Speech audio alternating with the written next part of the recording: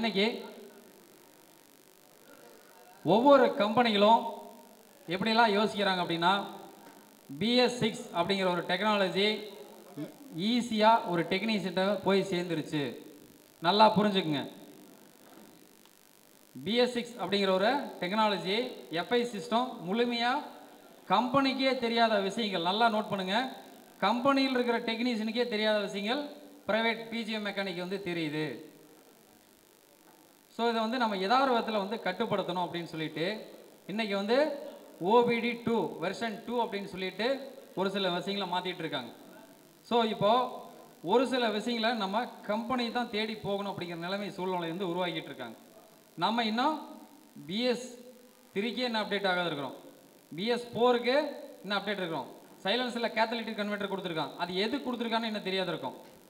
புரியுங்களா? இதெல்லாம் மேனுவலாக வேலை செய்யுது. கேத்தலிட்டிக் கன்வெர்ட்டர் என்னென்ன வேலை செய்யுது அப்படின்னு யாராவது சொல்ல முடியுங்களா? எதுக்காக கொடுத்துருக்கான்னு சொல்ல முடியுமா? ஓகே, எரியாத சிம்பிளாக ஆனால் சொல்கிறது கரெக்டு தான்.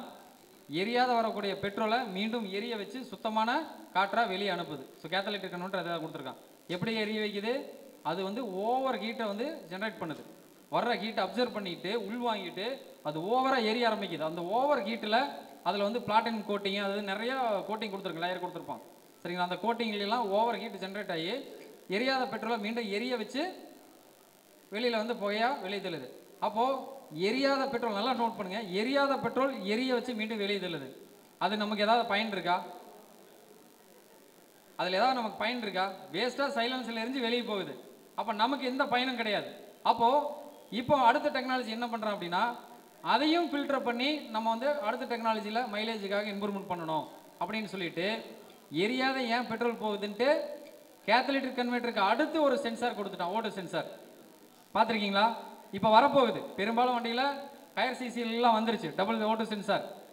இப்போ அண்ணன் சொல்லியிருப்பார், ஓட்டு சென்சாரில் ஒரு ஒயர் ஓட்டு சென்சார் இருக்குது, 2 ஒயர் ஓட்டு சென்சார் இருக்குது, 3 ஒயர் ஓட்டு சென்சார் இருக்குது, 4 ஒயர் ஓட்டு சென்சார் இருக்குது. சரிங்களா? ஒரு ஒயர் இருக்கிறது அதுவும் அதே வேலை தான் செய்யுது. வோல்ட்டை ப்ரொடெக்ஷன் பண்ணி எவ்வளோ காற்று, சுத்தமான காற்று எவ்வளோ காற்று வெளியில் போகுதுன்னு சொல்லிட்டு கணக்கெடுக்குது. ஓட்டு சென்சாரோட வேலை அதுதான். 2 ஒயர் இருக்கிறது என்ன பண்ணுது? ஓட்டு சென்சார் ஒரு ஒயர் இருக்கிறது ஒன்று கிரவுண்டு சைலன்ஸ்லேருந்து எடுத்துக்குது, ஒரு வோல்ட்டை மட்டும் ப்ரொடெக்ஷன் பண்ணி ECUக்கு அனுப்புது. சைலன்ஸ்லேருந்து இடத்த எடுக்குது. இன்னும் 2 ஒயர் இருக்கிறது சைலன்ஸ் ECUலேருந்து ஒரு கிரவுண்டை கொடுத்து ECUக்கு ஒரு சப்ளை கொடுக்குது. ஸோ 2 ஒயர் அவ்வளோதான். ஒரு ஒயர் 2 ஒயர் ரெண்டும் அதே வேலை செய்யுது. அதே போல் 3 ஒயர் இருக்கிற என்ன சென்சார் அண்ணா சொல்லியிருப்பார், ஓட்டு சென்சார் தான் கரண்ட்டை ப்ரொடெக்ஷன் பண்ணுது அப்படின்னு சொல்லி.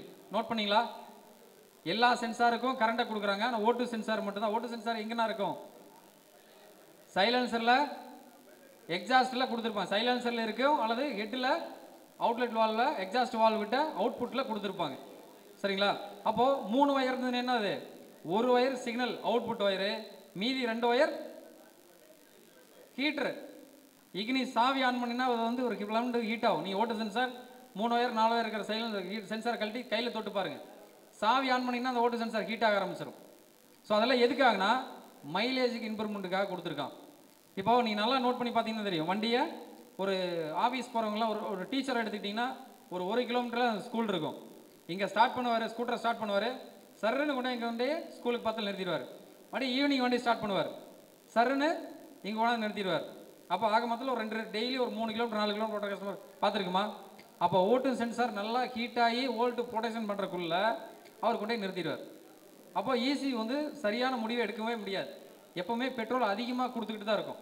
ECU வந்து எப்போவுமே அதிகப்படியான பெட்ரோல் கொடுக்கும். பெட்ரோல் வந்து கண்ட்ரோல் பண்ணுறது அதோடைய வேலை. அந்த வரக்கூடிய சென்சாரோடைய வேலையெல்லாம் வாங்கிட்டு தகவலாம் வாங்கிட்டு பெட்ரோல் வந்து குறைச்சி எந்த டைமில் குறைச்சி கொடுக்குங்கிறதா வேலை. அப்போ ஓட்டு சென்சார் ஹீட் ஆகிறக்குள்ளேயே அவர் கொண்டாயிட்டு ஒரு வாத்தியார் கொண்டு நிறுத்திடுறாரு. ஸோ அப்போ ஓட்டு சென்சார் வேலையே செய்யாது. வேலை செய்யும், அது வேலை செய்யறதுக்கு முன்னாடியே நம்ம வண்டி நிறுத்திடுவோம். ஸோ அப்போ என்ன ஆகுனா அந்த வண்டியெல்லாம் மைலேஜே இருக்காது. நோட் பண்ணி பார்த்துருக்கீங்களா? ஸ்கூட்ரு இந்த மாதிரி லோக்கல் ஓட்டிகிட்டு இருக்கிற வண்டியை மைலேஜ் கேட்டிங்கன்னா, FI சிஸ்டத்தை வண்டி கேட்டிங்கன்னா மைலேஜே இல்லை, ரொம்ப மைலேஜ் கம்மியாக இருக்குன்னு சொல்லுவார். அதுக்கு காரணம் இதுதான்.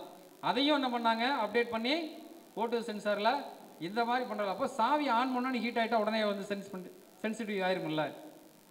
அப்போ ஹீட்டரை வை அடுத்த லெவலுக்கு வந்துட்டாங்க. ஹீட்டரை வச்சாங்க.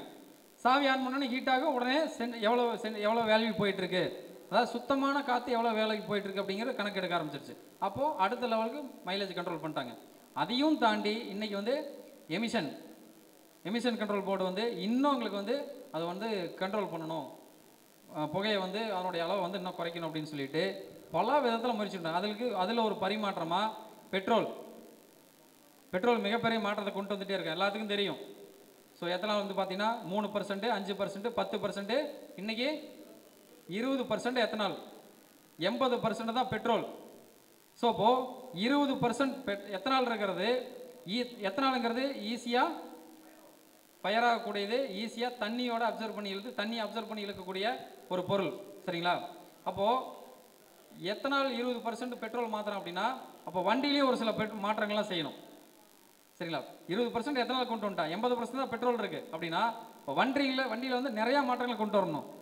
ஒரு டேங்க் கேப் மூடுறாங்க பார்த்தீங்களா, டேங்க் கேப் மூடுறாங்களே, அந்த டேங்க் கேப் ஓரிங்க முதல்ல கொண்டு பெட்ரோல் டியூப் இருக்குது பார்த்தீங்களா, அந்த பெட்ரோல் டியூப்போட அதனுடைய தயாரிப்போட இதையும் மாற்றிட்டாங்க. ஸோ இது மாதிரி இந்த த்ராட்டல் பாடியில் இருக்கக்கூடிய சின்ன சின்ன ஓரிங்ஸ் எல்லாமே இந்த இன்ஜெக்டரில் வரக்கூடிய ஒரு எல்லாமே மாற்றிருக்காங்க. இப்போ நீங்கள் இது E20 அப்படின்னு சொல்லி மேலே டேங்க் கேப்பில் பார்த்தீங்கன்னா தெரியும், எல்லா வண்டியிலுமே கொடுத்துருப்பாங்க.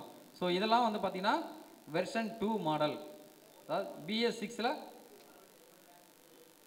எந்த வண்டியில் BS4லேயே இருக்காது, இப்போ வரதில்லை, BS4லேயே இருக்காது. ஸோ அதான் சொல்லிட்டு அந்த டேங்கிலிருந்து வேப்பர் ஆகிற கேஸை மீண்டும் கேனிஸ்டர் மூலியமோ இல்லை இன்ஜினுக்குள்ளே கொண்டு போகிறாங்க, புரியுங்களா? எந்த முடியலுமே BS4லேயும் சரி BS6லேயும் சரி டேங்கில் ஹோல்ஸ் இருக்காது, சரிங்களா? அப்போது பெட்ரோல் வந்து இந்த அளவுக்கு மாற்றத்தை கொண்டு வந்துகிட்டே இருக்காங்க. எல்லாம் வந்து பார்த்தீங்கன்னா பொல்யூஷன் கண்ட்ரோல் பண்ணணும், பொல்யூஷன் போர்டில் வந்து புகையெல்லாம் மாற்றத்தை உருவாக்கணும். இன்னும் சொல்ல போனால் இப்போது நான் பேப்பரில் படித்தேன், புக்கில் பார்த்தேன், 2070 இன்றைக்கி 2023 இருக்கும், 2070 கம்ப்ளீட் எலக்ட்ரிக்கல் வண்டி தான் இருக்கும் அப்படின்னு சொல்கிறாங்க, பேப்பரில் போட்டிருக்கான். அது எந்த அளவுக்கு சாத்தியம் அப்படிங்கிறது தெரியல. 2070 கம்ப்ளீட் எலக்ட்ரிக் வண்டி தான் இருக்கும் அப்படிங்கிறான். இப்போவே கிட்டத்தட்ட 25% எலக்ட்ரிக்கல் வண்டி இருந்துச்சு இல்லையா, 25% எலக்ட்ரிக்கல் வண்டி தான் இன்றைக்கி வந்து நம்ம ஊரில் ஓடிட்டுருக்கு. அது எங்கள் ஏரியா கிராமத்து சைட்லாம் ரொம்ப அதிகமாக இருக்குது வண்டி. ஒரு பால் சென்டரில் போய் பால் ஊற்றுறக்கு போய் காலையில் பார்த்தீங்க அப்படின்னு வெடிக்காலில் பார்த்தீங்கன்னா நார்மலாக பெட்ரோல் வண்டி எத்தனை வண்டி இருக்கும், 2 வண்டி இருக்கும், எலக்ட்ரிக்கல் வண்டி 4 வண்டி இருக்கும். ஸோ எங்கள் ஊரில் வந்து பார்த்தீங்கன்னா தெரியும், அவ்வளோ வண்டி எலக்ட்ரிக்கல் வண்டி ஓடிட்டு இருக்கு. ஸோ இப்போது இன்னும் நம்ம இந்த BS6 அப்படிங்கிற ஒரு விஷயத்தை நம்ம வந்து எடுத்துக்கிட்டு அதை வந்து அப்டேட் ஆகாத நம்ம இப்படியே ஏன்னா தோணுன்னு போயிட்டு கேட்டுக்கு வெளியில் போயிட்டு ஆனால் வலுக்கட்டாயமாக பிடிச்சி கேட்டை லாக் பண்ணி உங்களை உள்ள வச்சுருக்கிறார். ஸோ இதை பற்றி ஒரு புரிதல் இல்லாத யோசிக்காத இருந்தோம் அப்படின்னா கண்டிப்பாக நம்மளோட வாழ்வாதாரம் கேள்விக்குறி தான். 2070ங்கிறான், 2023, 2025லேயே நம்ம வந்து பல பேர் ஃபீல்டை மாற்றிட்டு போயிட வேண்டியதான்.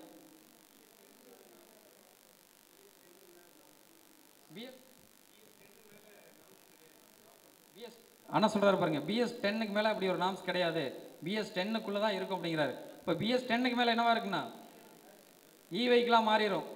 ஆனால் சொல்கிறார் BS10க்கு மேலே அப்படி ஒரு ஸ்டேஜே இருக்காது, பாரத் ஸ்டேஜ் கமிஷன் வந்து அப்படி இருக்கவே இருக்காது, எல்லாமே வெஹிக்கிள் தான். 2070 அப்படிங்கிறோம், அவர் சொல்கிறத பார்த்தா கிட்டத்தட்ட 2040 அது நடந்துட மாட்டிருக்கு. ஸோ 2040 நம்ம எதிர்பார்க்கலாம் எல்லாம் வெஹிக்கிள் மாறுறக்கு. ஸோ நம்ம என்ன சொல்கிறோம்னா இத்தனை வருஷமாக தொழிலை கற்றுக்கிட்டு நம்ம ஒரு வளரக்கூடிய ஸ்டேஜில் இந்த டெக்னாலஜி பற்றி தெரிஞ்சிக்காத அப்படியே போயிட்டோம் அப்படின்னா கண்டிப்பாக நம்மளுடைய வாழ்வாதாரம் கேள்விக்குறியாக தான் இருக்கும். அப்போது இப்போ நம்ம இது வரைக்கும் சொல்லி கொடுத்த விஷயங்களை நாளைக்கு நீங்கள் வரக்கூடிய ஒர்க் ஷாப்பில் வரும்போது ஒவ்வொரு விஷயங்களையும் வந்து நோட் பண்ணி பார்க்கணும், நோட்ஸ் எடுத்து பார்க்கணும். அதில் ப்ராப்ளம் ஆகுதுன்னு சொல்கிறோம், ப்ராப்ளம் அவ்வளோ சீக்கிரம் வராது. சென்சார் ப்ராப்ளம் ஆயிரும், நம்ம கேப் வந்து தொட்டிங்கன்னா சென்சரி மாறிடும் அப்படின்னு சொல்கிறோம். பாதுகாப்பான முறையில் செஞ்சு பாருங்கள். நாளைக்கு ஒரு வண்டி வருதுன்னா தைரியமாக எடுத்து செஞ்சு பாருங்கள். மல்டிமீட்டர் வச்சு நார்மலாக இருக்கக்கூடிய வண்டியை இப்போ இந்த வண்டிக்கு EOT சென்சார் எவ்வளோ வேல்யூ இருக்குன்னு சொன்னோமா, எவ்வளோ நான் சொன்னோம் 5 வோல்ட். நான் சொல்கிறது ரெஜிஸ்டர் வேல்யூ எவ்வளோ இருக்கும், கூலிங்கான நிலைமையில் அந்த வண்டி எக்ஸலண்ட் செக் பண்ணி காட்டணும். யாராலும் நோட் பண்ணி எவ்வளோ இருந்தது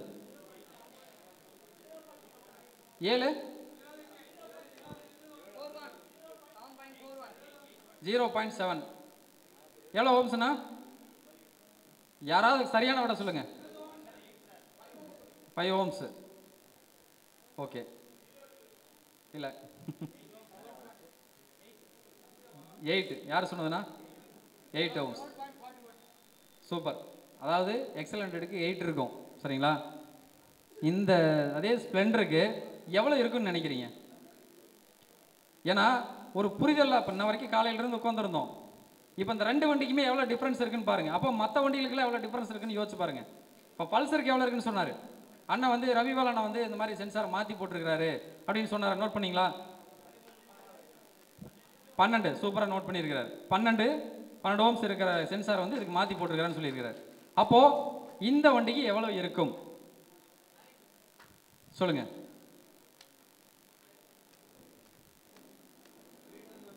$1.6 கூலிங்கான நிலைமையில் 1.6 தான் இருக்கும். 1.6 எங்க இருக்கு? 12 ஓம்ஸ் எங்க இருக்கு? எவ்வளவு டிஃபரன்ஸ் இருக்கு பாருங்க. ஒவ்வொரு சென்சார் வேல்யூலையுமே இவ்வளவு, அதாவது ஒரு சென்சார் ப்ளஸ் ஆர் மைனஸ் 100ங்கிறோம். ஐடியில் ஆரம்பம் 1500ங்கிறோம். ப்ளஸ் ஆர் மைனஸ் 100, 1400 இருக்கலாம், 1600 இருக்கலாம், 1500 இருக்கலாம், 100 ப்ளஸ் ஆர் மைனஸ். ஆனால் இவன் எவ்வளோ டிஃப்ரென்ஸ் இருக்குது பாருங்கள். அப்போது ஒவ்வொரு சென்சாரும் நம்ம வந்து வேல்யூ தெரிஞ்சாதான் நம்ம வந்து அடுத்த லெவலுக்கு யோசித்து சிந்திச்சு நம்ம வந்து வேல்யூ அடுத்த வேலையை செய்ய முடியும். அப்போ நீங்கள் என்ன பண்ணணும்னா, நல்லா இருக்கிற கண்டிஷனில் ஒரு வண்டி சர்வீஸ் வருது அப்படின்னா நீங்கள் என்ன பண்ணலாம்? ஃப்ரீயாக இருக்கும்போது அது சும்மா ஜஸ்ட் கப்ளர் கழட்டி விட்டு ஒரு ரீடிங் எடுத்து அளந்து பார்க்கணும். சரிங்களா? அளந்து பார்த்துட்டு உங்கள் கையில் ஒரு நோட்ஸ் எடுத்து நமக்கு எல்லாம் பில் போட்டு தானே கொடுக்குறோம். ஏதாவது வண்டி பில் போட தான் கொடுக்குறோமா? நமக்குன்னு ஒரு மொழியில் எழுத தெரியுமில்ல. சரவணன் அப்படின்னா சரவணன் நான் மட்டும் தான் படிக்க முடியும். அதை எழுதிட்டு அவர்கிட்ட கொண்டே கொடுத்தனா அவருக்கு என்னே தெரியாது. ஆனால் நான் படிச்சிருவேன். அதே போல தான் 1.5 அப்படின்னா 1.6 அப்படின்னா 1.6 என்ன வேல்யூ அப்படின்னு உங்களுக்கு தெரிஞ்ச பணியில் எழுதி வைங்க. நாளைக்கு இன்னொரு நாளைக்கு ஒரு கம்ப்ளைண்ட் ஆகிற வண்டி வரும்போது இந்த வண்டியில் 1.6 தான் இருந்தது, அப்போ இந்த வண்டியில் இல்லை, அப்போ இந்த வண்டி சென்சாரில் ப்ராப்ளம் இருக்கும் அப்படின்னு நீங்கள் கற்றுக்க முடியும். இப்படி ஒவ்வொரு சென்சார் வேல்யூமே நீங்கள் தெரிஞ்சு எழுதி வச்சால் மட்டும்தான் நம்ம அடுத்தடுத்த லெவலுக்கு போக முடியும். இன்றைக்கி நம்ம சொல்கிறோம், நாளைக்கு நீங்கள் ப்ராக்டிக்கலாக செஞ்சு பார்த்தால் மட்டும்தான் அடுத்த லெவலுக்கு நம்ம வந்து முன்னேற்றம் செய்ய முடியும். சரிங்களா? இப்போது இந்த வண்டியில்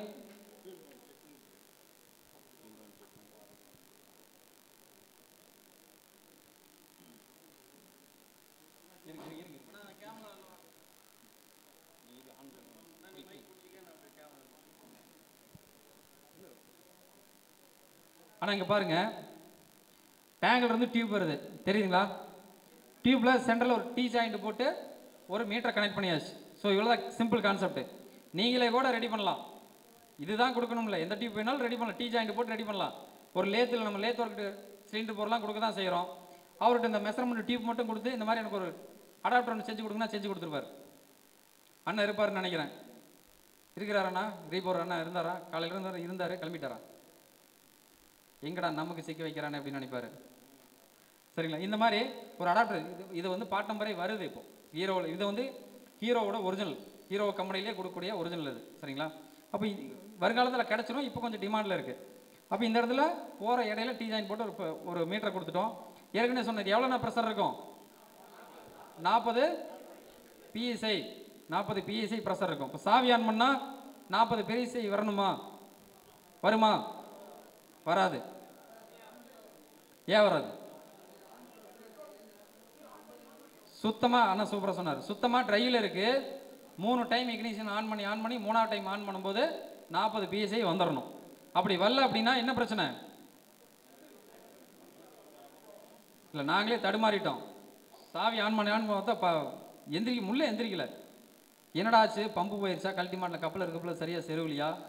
என்ன பிரச்சனை? ஆனால் சொன்ன மாதிரி ஏர்லாக் ஆயிடுச்சா அப்படின்னு நினச்சோம். அப்புறம் பார்த்தா பெட்ரோல் இல்லை.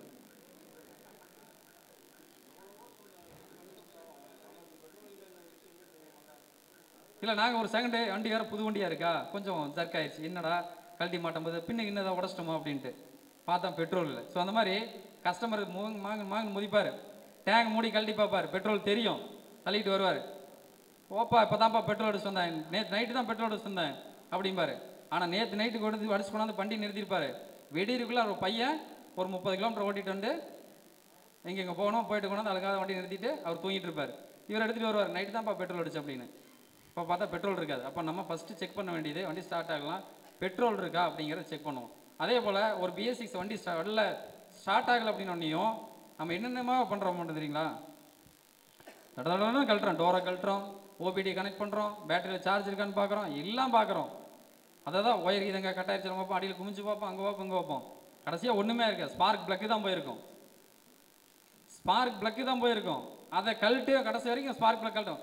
சென்சார் வண்டி அப்படின்ட்டாவே நம்ம மைண்டெல்லாம் சென்சார் ப்ராப்ளம் ஆயிடுச்சா, ஓட்டு சென்சார் போயிடுச்சா, ஐஓடி சென்சார் போயிடுச்சான்னு தான் யோசிக்கும். சாதாரணமாக வால்வு டைட் இருந்தாலும் வண்டி ஸ்டார்ட் ஆகாது, ஒரு ஸ்பார்க் பிளக் போயிருந்தாலும் வண்டி ஸ்டார்ட் ஆகுது. ஸோ இந்த மாதிரி பெட்ரோல் கம்மியாக இருந்தாலும் வண்டி ஸ்டார்ட் ஆகுது. பேட்டரி வோல்ட் என்ன சொன்ன மாதிரி பேட்டரி வோல்ட் கம்மியாக இருந்தாலும் ஸ்டார்ட் ஆகாது. ஸோ இதையெல்லாம் வந்து பேசிக்காக ஃபஸ்ட்டு செக் பண்ணாவே அந்த வண்டி கம்பல்சரி ரிட்டர்ன் ஆயிரும். 100% தான் இந்த மாதிரி சென்சார்லாம் கம்ப்ளைண்ட் ஆகுது. சரிங்களா? பேட்டரினால நிறையா வண்டி ப்ராப்ளம் ஆகுது, பேட்டரி இல்லாத சென்சார் மூலயமா கம்ப்ளைண்ட் ஆகிறது 100-1-2% தான். சரிங்களா?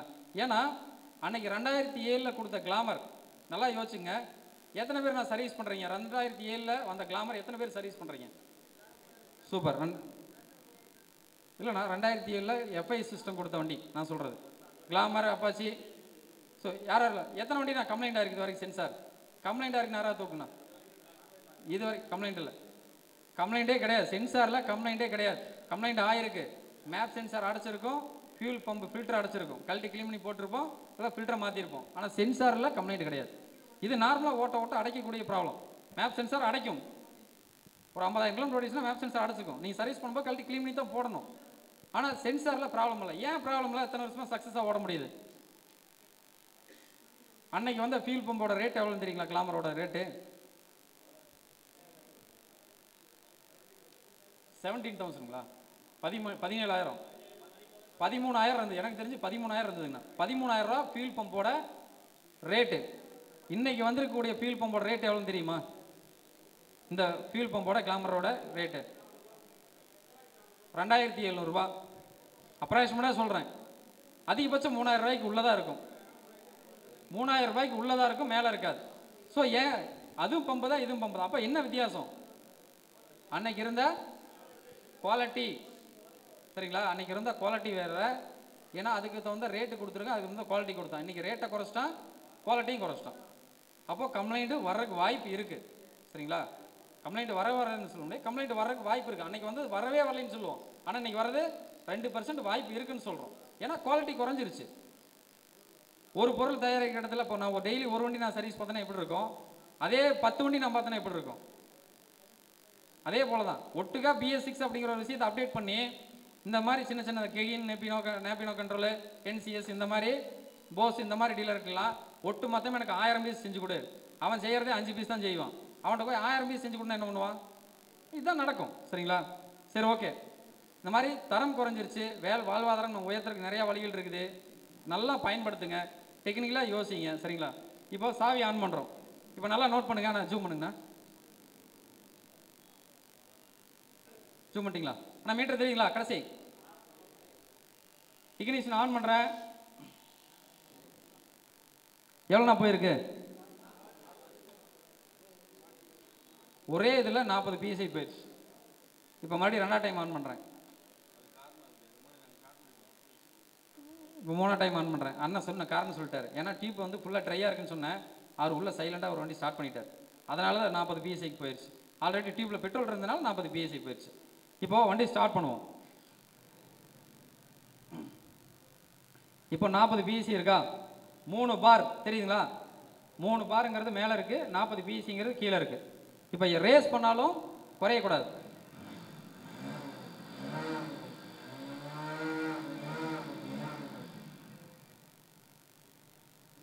கரெக்டாக இருக்குங்களா? இப்போ ரேஸ் பண்ணும்போது குறைஞ்சதுன்னா நீங்கள் என்ன யோசிக்கலாம்? ஃபியூல் பம்போட டெலிவரியில் பிரச்சனை இருக்குது. அதாவது ரெகுலேட்டர்னு உள்ள சொன்னோம்லவா, ரெகுலேட்டர் ப்ரெஷர் குறைஞ்சிருக்கலாம், அதனுடைய டென்சிட்டி குறைஞ்சிருக்கலாம், அல்லது ஃபியூல் பம்போட அவுட்புட்டே குறைஞ்சிருக்கலாம். ஃபியூல் பம்ப் ஒரு டைமு அதாவது டைப் பிடிச்சிருக்கான்னு உள்ளே எல்லாம் கழட்டி சர்வீஸ்லாம் பண்ண முடியாது. நான் சொன்ன மாதிரி ஒரு 6 மாதம் 3 மாதம் நிறுத்தி வச்சிருந்த வண்டியாக இருந்தால் ஃபியூல் பம்பு டைட் பிடிக்கும். அந்த என்ன சொல்கிறது, அது பங்கஸ் படிச்சிருக்குல்லவா, அது வந்து டைட்டாக மோட்டர் சுற்ற விடாது. இம்புலர் டைப் தானே அது. இம்புலர் டைப்னா என்ன தெரியுங்களா? ரவுண்டாக ரொட்டேட் ஆகிட்டே இருக்கும், அதான் இம்புலர் டைப். அப்போ டைப் பிடிச்சிருந்தா மோட்டரை வந்து ஃப்ரீயாக சுற்ற விடாது, அப்போ ப்ரெஷர் குறையும். இருங்க இருங்க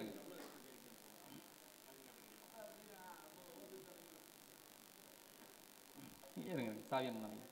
ஸோ இங்கே பாருங்கள், இப்போ 40 PSI இருந்ததா, இப்போ எவ்வளோ இருக்குன்னு பாருங்கள்.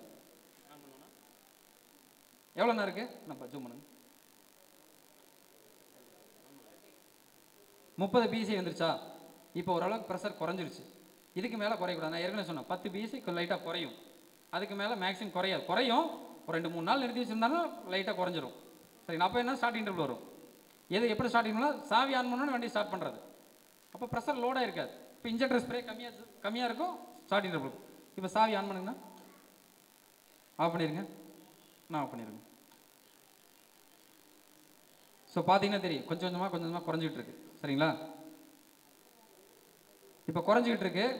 இப்போ 20 பிஎஸ்சி இருக்குதுன்னு வச்சுங்க, 10 பிஎஸ்சி குறைஞ்சிருச்சு, 20 பிஎஸ்சி இருக்குன்னா இது எப்படி பாதுகாப்பான முறையில் நம்ம வந்து ரிமூவ் பண்ணணும் அப்படிங்கிறத நான் கழட்டி காட்டுங்க. ஒரு வேஸ்ட் வச்சு மீட்டர்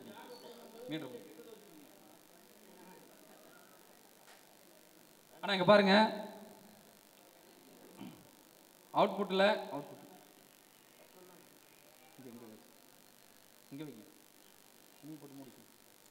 இந்த மாதிரி ஒரு துணியை போட்டு கவர் பண்ணி டியூப்பை வருவங்க. சரிங்களா? ஏன்னா மற்ற இடத்துல உங்கள் இதுக்கே வருங்க, எவ்வளோ தெரியுது பாருங்கள். இப்போ இது இன்ஜின் ஹீட்டாக இருந்தால் ஃபயர் ஆகிறதுக்கு நிறைய வாய்ப்பு இருக்குது. அவசரப்பட்டு நம்ம டியூப்பை பிடுங்குவோம். சரிங்களா? இப்போ பாருங்க, பார்த்தீங்களா, நோட் பண்ணிங்களா, அப்படியே தெரிக்கும். சரிங்களா? பாதுகாப்பான ஒரு வேஸ்ட் வச்சு சுற்றி ரிமூவ் பண்ணுங்க. இப்போ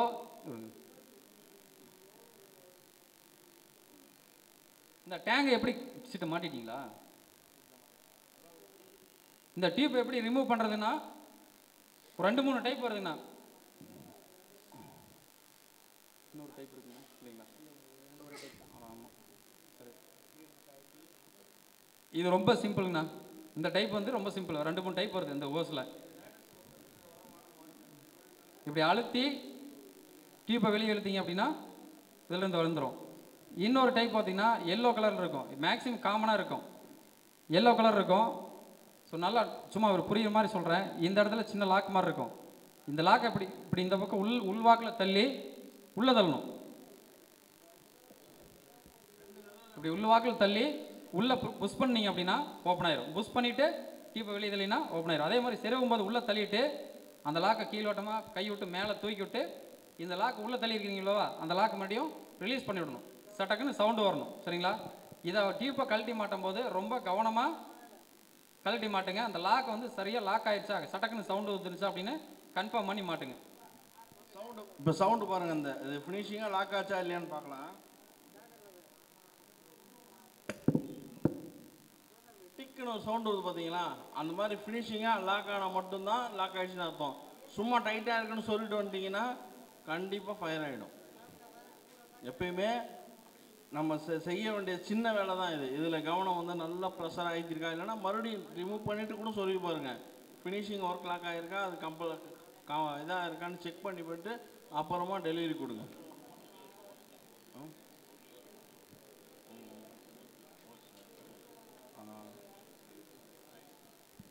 ஸோ இந்த பம்பு வந்து இம்புலர் டைப்புன்னு சொல்லி சொன்னேன். எக்ஸலண்ட்டில் வர்றது என்ன டைப்புங்கண்ணா? இது வந்து இக்னிஷன் ஆன் பண்ணிங்கன்னா மோட்டர் சருன்னு ஓடிக்கிட்டே இருக்கும். அந்த இம்புலரில் சுற்றி தண்ணி பெட்ரோலை வந்து மேலே தள்ளும். சரிங்களா? இதுக்கு வந்து எப்போவுமே ஒரு 2 லிட்டர் வந்து பெட்ரோல் மெயின்டைன் பண்ணணும். ஏன் அப்படின்னா நம்ம போர்வெல் மோட்டர் தண்ணி இல்லாத ஓடிச்சுன்னா என்ன ஆகும், காயில் போயிடும். ஸோ அதே கான்செப்ட் தான் இது. டேங்குக்குள்ளேயே பெட்ரோல் வந்து இருக்கிறனால, டேங்க்குள்ளேயே மோட்டர் இருக்கிறனால அந்த மோட்டர் வந்து ஓவராக ரன்னிங்லேயே இருக்கிறனால ஹீட் குறையணும். ஸோ வந்து பெட்ரோல் தான் அது வந்து கூலிங் பண்ணும். பெட்ரோல் ட்ரை பண்ணி ஓட்டினாங்கன்னா மோட்டரும் சீக்கிரம் கம்ப்ளைண்ட் ஆகும். அதே போல் எக்ஸலண்ட் பார்த்தீங்கன்னா பிளஞ்சர் டைப்பு பார்த்துருக்கீங்க, கேள்விப்பட்டிருக்கீங்களா? இது வந்து இம்புலர் டைப்பு, பிளஞ்சர் டைப்பு. அது வந்து என்னென்னா புஷ் பண்ணி பம்ப் பண்ணி பெட்ரோலை வெளியே தள்ளிக்கிட்டே இருக்கும். சரிங்களா? இது வந்து ரொட்டேஷனில் இருக்கும், அது பம்ப் பண்ணி வெளிதள்ளும். இந்த மாதிரி பெட்ரோல் வந்து அதில் வராது. பெட்ரோல் வந்து இப்படி புசுக்குன்னு தெரியும். இது சாவி ஆன் பண்ணி சர்றன்னு சீத்துன்னு தள்ளும். 3 செகண்ட் ஓடி கட் ஆஃப் ஆயிரும். வண்டி ஸ்டார்ட் பண்ணால் ரன்னிங்லேயே இருக்கும். ஸ்டார்ட் பண்ணல அப்படின்னா 3 செகண்ட் மோட்டர் ஓடி கட் ஆஃப் ஆகிக்கும். சரிங்களா? அது வந்து அப்படி கிடையாது, புஷ் பண்ணி பெட்ரோல் வெளியே தள்ளிட்டு இருக்கும். ஸோ அதனுடைய அளவு பார்த்தீங்க அப்படின்னா ரொம்ப கம்மியாக தான் இருக்கும். அதுக்கும் இதே போல் ஃபியூல் பம்ப் டியூப்பை போட்டு மீட்டரை போட்டு நீங்கள் வந்து எவ்வளோ ப்ரெஷர் இருக்குது அப்படிங்கிறது செக் பண்ணலாம். மேக்ஸிமம் 100 cc அப்படின்னா 3 பார் ப்ரெஷர் இருக்கும்.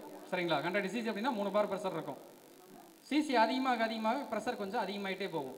இப்போ ஒரு 200 cc அப்படின்னா 3.7 பார் இருக்கும். சரிங்களா? கிட்டத்தட்ட ஒரு 55 பிஎஸ்சி உங்களுக்கு வந்து அதில் வந்து மெயின்டைன் ஆகும். சரிங்களா? இதெல்லாம் நீங்கள் வந்து மைண்டில் வைக்கணும். அப்போ தான் நம்ம ஒரு வண்டி நாளைக்கு சர்வீஸ் பார்க்க முடியும். சரிங்களா? இப்போது எக்ஸல் 100ல் மோட்டர் இல்லாத ஒரு டெக்னாலஜி வந்து இதில் கொடுத்துருக்கான். என்ன டெக்னாலஜி அப்படின்னா, மேக்னட்டோ வந்து உள்ளே இருக்கக்கூடிய காயில், ஸோ அதுவும் மேக்னெட்டிக் பவரில் இன்ஜினை ரொட்டேஷன் பண்ண முடியும். ஸோ அதே ரொட்டேஷன் அதுக்கப்புறம் அதே மேக்னட்டோவில் கரண்ட்டை ப்ரொடெக்ஷன் பண்ணி எடுத்துக்க முடியும். ஸோ 2 விதமாக இது வந்து ஐஏஜி யூனிட் வந்து வேலை செய்யுது. ஸோ அந்த கண்ட்ரோல் பண்ணுற யூனிட்டு அண்ணா இருக்க மாட்டேன் மாட்டாதீங்க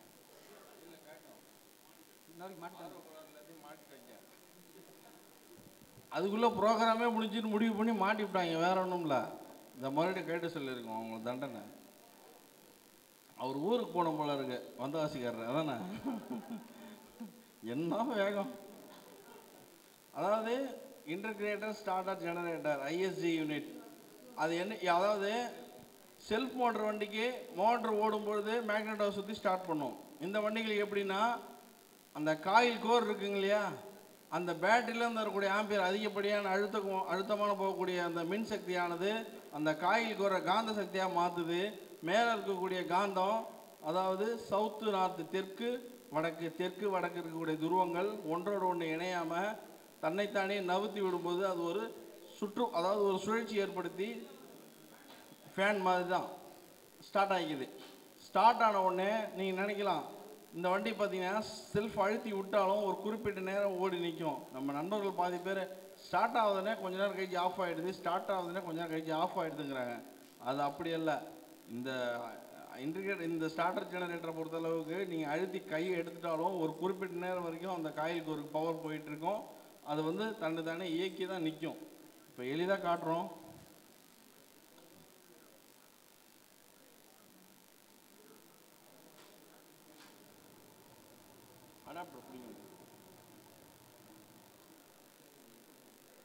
இப்போ அடாப்டரை பிடிங்கி விட்டுட்டு இப்போ அதை போடும்போது உங்களுக்கு தெரியும். ஸ்டார்ட் ஆகுதுங்களா? இப்போ பாருங்களேன், அடாப்டர் பிடிங்கியாச்சு, ஓடிட்டு இருக்கான். நம்ம நண்பர் என்ன சொல்கிறாங்க ஃபோனில், என்ன வண்டி ஓடுது கொஞ்ச நேரம் கழிச்சு நின்றுடுதுங்கிறாங்க. அவங்களுக்கு வந்து இந்த ஸ்டார்டர் வந்து கொஞ்ச நேரம் ஓடுங்கிறதே தெரிய மாட்டேங்குது. செல் போடுற மாதிரி ஓடி நின்றுடும் அப்படின்னு நினச்சிக்கிட்டு நம்மளை கேள்வி கேட்க நம்மளை வந்து ஒரு வழி ஆக்கி விட்டுறாங்க. இந்த வண்டியில் அப்படி கிடையாது. இதை முதல்ல புரிஞ்சுக்கிட்டிங்கன்னா தான் ஸ்டார்டிங் ட்ரபிள். அப்படி இருக்குது அப்படின்னா கிக் ஸ்டார்ட் பண்ணி செக் பண்ணுங்கள். எப்போயுமே பேட்ரி வந்து ஆம்பியர், நான் சொல்லியிருந்தேன் ஆம்பியர் வேணும், வோல்டேஜ் பார்க்காதீங்க. ஆம்பியரை மெயினாக ஒரு பல்பு 12 வோல்ட் பல்போட 24 பல்ப் வச்சு அந்த பேட்டரியில் வச்சிங்கன்னா வச்ச உடனே அப்படி எரியணும். மெதுவாக போய் பிரைட் ஆச்சுன்னா ஆம்பியர் ப்ராப்ளம். அப்படியே மெதுவாக எரிஞ்சு அப்படியே பிரைட் ஆகுது அப்படின்னா ஆம்பியர் ப்ராப்ளம். மின் அழுத்தம் இல்லை, பேட்டரிக்கு போட்டு புஷ் போட்டுருங்க. பேட்டரி இல்லாமல் ஸ்டார்ட் பண்ணிவிட்டு ரன்னிங் பண்ணுங்க. ஆனால் உடனே கொஞ்ச நேரம் கழிச்சு பேட்டரி மாட்டிருங்க. ஃபால்ட் என்னன்னு தெரிஞ்சதுக்கப்புறம் பேட்டரியை மாட்டிருங்க. இந்த வண்டியில் வந்து ஃபியூஸ், இந்த வண்டிக்கு ஒயரிங்கில் வந்து அதிகமாக வந்து எர்த்தை வந்து நம்ம தனிப்பட்ட முறையில் கொடுக்கக்கூடாது. எக்ஸ்ட்ரா எர்த்து கொடுத்தீங்கன்னா பேட்ரி டவுன் ஆகும். கொடுத்து பார்த்துருக்கீங்களா? நம்ம எக்ஸல் டிவி50யில் பார்த்துருப்போம். டிவி50 எக்ஸலில் ஹெட்லைட் எர்த்து கிடைக்கலன்னா துண்டு வயரை பிச்சு கனெக்ஷனை கொடுத்து தனியாக எர்த்து கொடுப்போம், லைட் எரியும். அந்த மாதிரி இந்த வண்டியில் கொடுங்க, மறுநாள் பார்ட்டி வீடு தேடி வந்துடுவார். ஏன்னா இந்த வண்டிக்கு எர்த்து எப்போ தேவைப்படும்னு முடிவு பண்ணுறது ஈஸியம் தான். என்ன பண்ணோம் அப்படின்னீங்கன்னா, இந்த குறிப்பிட்ட ஆர்பிஎம் ஓடுது பார்த்தீங்களா, ஓடினதுக்கப்புறம் இன்ஜின் ஸ்டார்ட் ஆனது பிக்கப் காயில் மூலிமா சென்ஸ் கிடைச்ச உடனே இந்த ஐஎஸ்சி கண்ட்ரோல் யூனிட் நிப்பாட்டிக்கிட்டு நான் ஸ்டார்ட் ஆகிட்டேன், இதுக்கு மேலே எனக்கு உள்ள பவர் தேவையில்லை, நான் உனக்கு தரேன் பவர், அதாவது நான் என்னுடைய மின்சக்தியை நான் உனக்கு தரேன்னு சொல்லி ஒரு சிக்னல் கிடைச்ச அடுத்த நிமிஷம் என்னாவது பிக்கப் காயிலுடைய வேலையை தன்னை துவக்க ஆரம்பிச்சிக்குது. வண்டி ஸ்டார்ட் ஆகிடுது. ஸ்டார்ட் ஆன உடனே என்ன பண்ணுது, இந்த ஹெட்லைட்டுக்கு தேவையான எர்த்து எல்லாமே இசிஎம்லேருந்து வருது.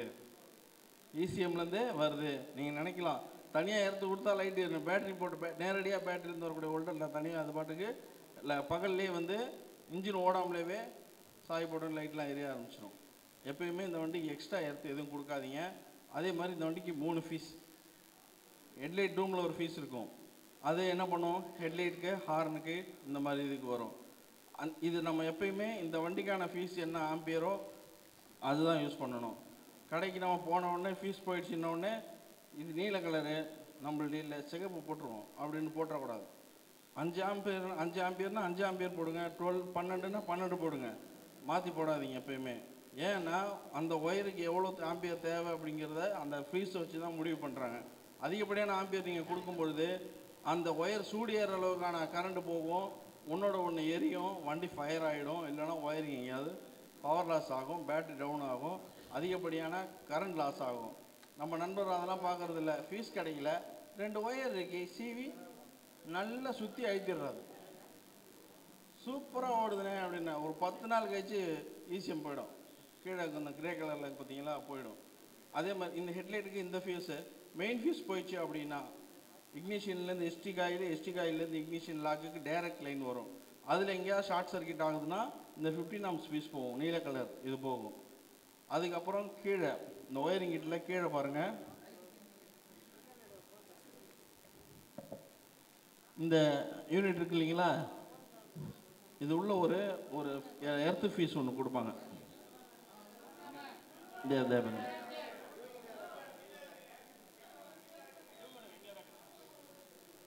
எவ்வளோ ஆர்வமா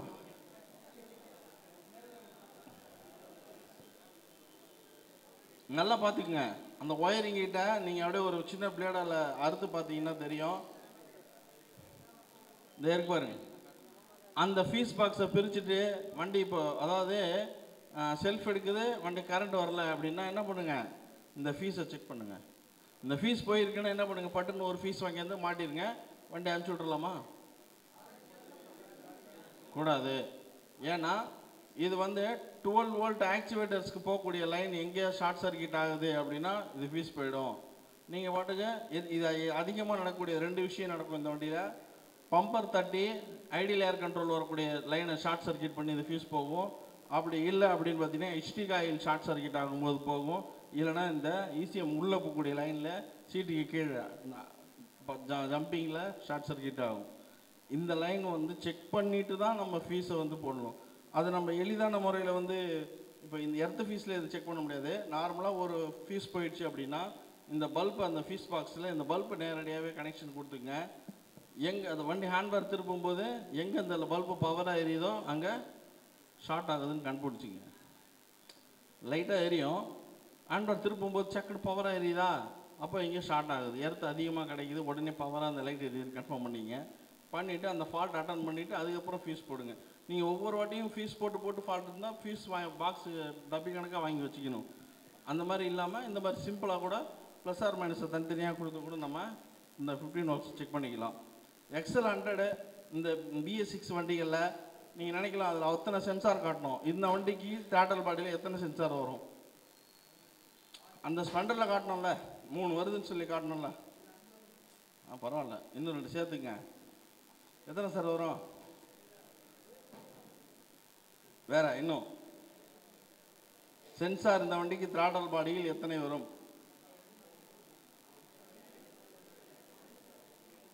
இந்த வண்டி சிசி கம்மி சார், அவனுக்கு தேவை வண்டி ஓடணும், பர்ஃபார்மன்ஸ் தேவையில்லை, ஒரே டிபிஎஸ் சென்சார் மட்டும்தான். டிபிஎஸ் சென்சார் மட்டும்தான், ஐடியல் ஏர் கண்ட்ரோலர், இது 2 தான் இந்த வண்டியில் இருக்கும். இதில் மேப்போ ஐஐடியோ கிடையாது. அந்த டிபிஎஸ் சென்சாரை கழட்டும் போது வேல்யூ என்ன அளவு இருக்குன்னு பார்த்துட்டு தான் அந்த ஸ்க்ரூவை லூஸ் பண்ணணும். எந்த பொசிஷனில் இருக்குன்னு ஒரு பென்சில் இது ஒரு பெயிண்டால் மார்க் பண்ணி வச்சுட்டு கழட்டுங்க, அதே அளவில் மாட்டுங்க. எனக்கு வேல்யூ செக் பண்ண தெரியலன்னா பயப்பட வேணாம், ஒரு மார்க்கர் எடுங்க, கரெக்டாக ஒரு கோடு சேஸுக்கும் அந்த இதுக்கும் ஒரு பெயிண்ட் அடித்து வச்சுக்கிட்டு அது காஞ்சதுக்கப்புறமா அதை கழட்டிட்டு ஃபால்ட் அட்டன் பண்ணிட்டு அதே இடத்துல வைக்கலாம், தப்பில்லை. நம்ம கைட்ட போகிறோம் அப்படின்னா மட்டும்தான், அது தேவையில்லாமல் கைட்ட தேவையில்லை. அப்புறம் அந்த மாதிரி மாற்றி ஏதாவது பண்ணிட்டோம் அப்படின்னா த்ராட்டல் பாடியோடு மாற்றுற மாதிரி ஆகிடும். 2400 ரூபா வந்துடும். அது XL 100 அதிகபட்சம் பார்த்தீங்கன்னா நான் சொன்ன EOD சென்சார் ப்ராப்ளம் வரும், அதுக்கப்புறம் இது வரும்.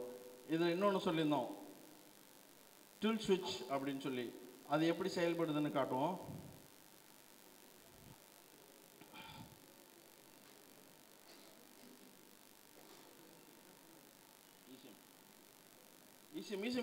வண்டி தலை அப்படி சாய்த்தல இந்த அவ்வளோதான் அப்படிதான் உடுத்தலை அப்படி நேரம் வண்டி நேரம்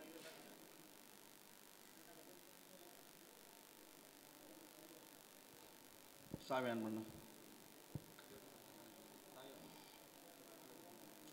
யார் பிடிங்க விட்டா? இந்த பாருங்க,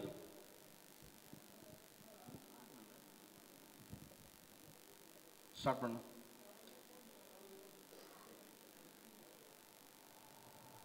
வண்டி ரன்னிங்கில் இருக்கு. வண்டி கீழே விழப்போகுது. இப்போ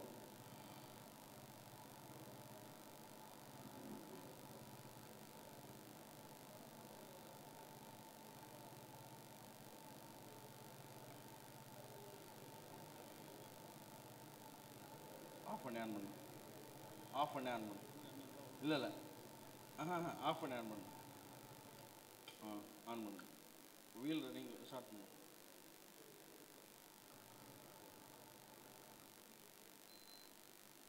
ஸ்டார்ட் பண்ணு. சுத்தமாக செல்ஃப் எதுவுமே ஒர்க் ஆகாது. இப்போ மறுபடியும் நேரம் ஆக்கிடுறேன். ஸ்டார்ட் பண்ணு. ஸ்டார்ட் ஆகலையே, என்ன பண்ணலாம் இப்போ? அது என்ன காரணம் அப்படின்னா, அது இன்னும் விபத்திலே இருக்கிறதா இசிஎம் தகவலை போய் சேர்ந்துருக்கு. அந்த தகவலை நம்ம அழிக்கணும் அப்படின்னா மறுபடியும் பவரை வந்து எடுத்துட்டு மறுபடியும் பவர் கொடுக்கணும்.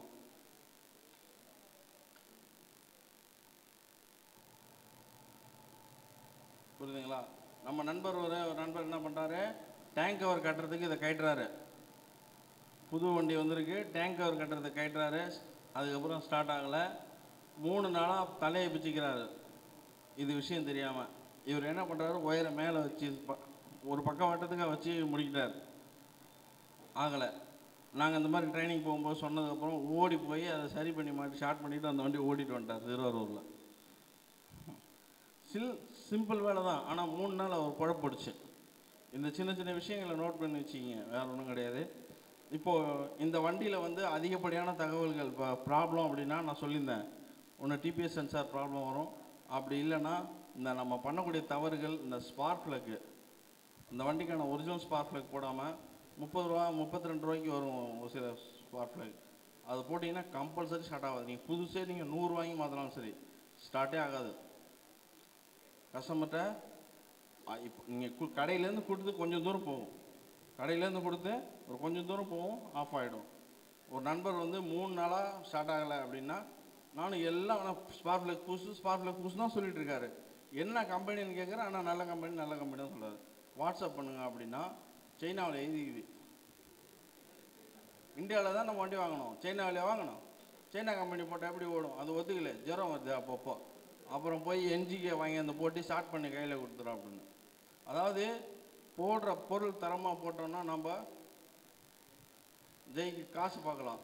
இதில் சின்ன விஷயத்த ஒரு 20 ரூபாய்க்கு பார்த்தோம் அப்படின்னா கஸ்டமர் நாளைக்கு நம்ம பக்கம் வரமாட்டாங்க. இந்த வண்டியில் வந்து ஒரு சின்ன துண்டு ஒயர் வச்சு நம்ம இந்த ஃபால்ட்டை வந்து ரெட்டிஃபைர் பண்ணலாம் அப்படின்னு சொல்லியிருந்தோம். சென்சாரை ஃபால்ட் ரெட்டிஃபைர் பண்ணலான்னு. நாங்கள் ஏற்கனவே இதில் பார்த்தீங்கன்னா ஒயரை பிடுங்கி விட்டுருந்தோம்.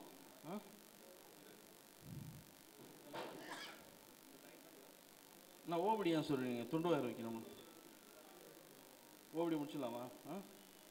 துண்டு ஒயர் போட்டு லைட்டு கொடுத்துருப்பாங்க. கீழே ஐஎஸ்டி கண்ட்ரோல் யூனிட் அந்த வரக்கூடிய அந்த ரைட் ஹேண்ட் சைடு வரக்கூடிய இசிஎம், அதுக்கான லைட்டு. அதாவது ஸ்டார்ட் பண்ணும்போது மட்டும்தான் எரியும், மற்ற நேரத்தில் எரியுது அப்படின்னா நீங்கள் என்ன பண்ணுங்கள், பிரேக்கை அமர்த்தி பிடிச்சிக்கோங்க, செல்ஃப் பட்டனையும் அமர்த்தி பிடிங்க. 17லேருந்து 15 என்ற வரைக்கும், 17லேருந்து 15 வர வரைக்கும் அமர்த்தி பிடிங்க. நல்லா கண் பண்ணிங்க. பிரேக்கையும் செல்ஃபையும் விடாமல், வண்டி ஓடினாலும் பரவாயில்ல, பிரேக்கையும் செல்ஃபையும் கையெடுக்காமல் 17 என்ற வரைக்கும் அழுத்தி பிடிங்க.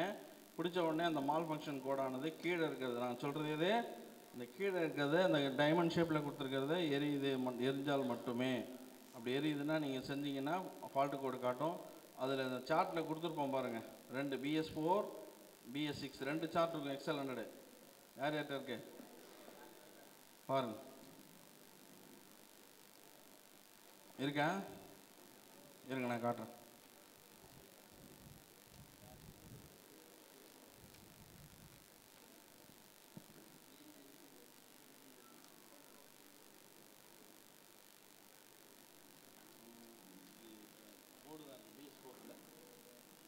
சரி, இது வந்து BS4 தானே? ஆமாம், BS4 தான். அதானே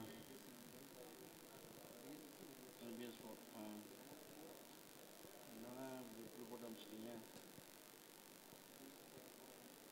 BS6 அதான் 24.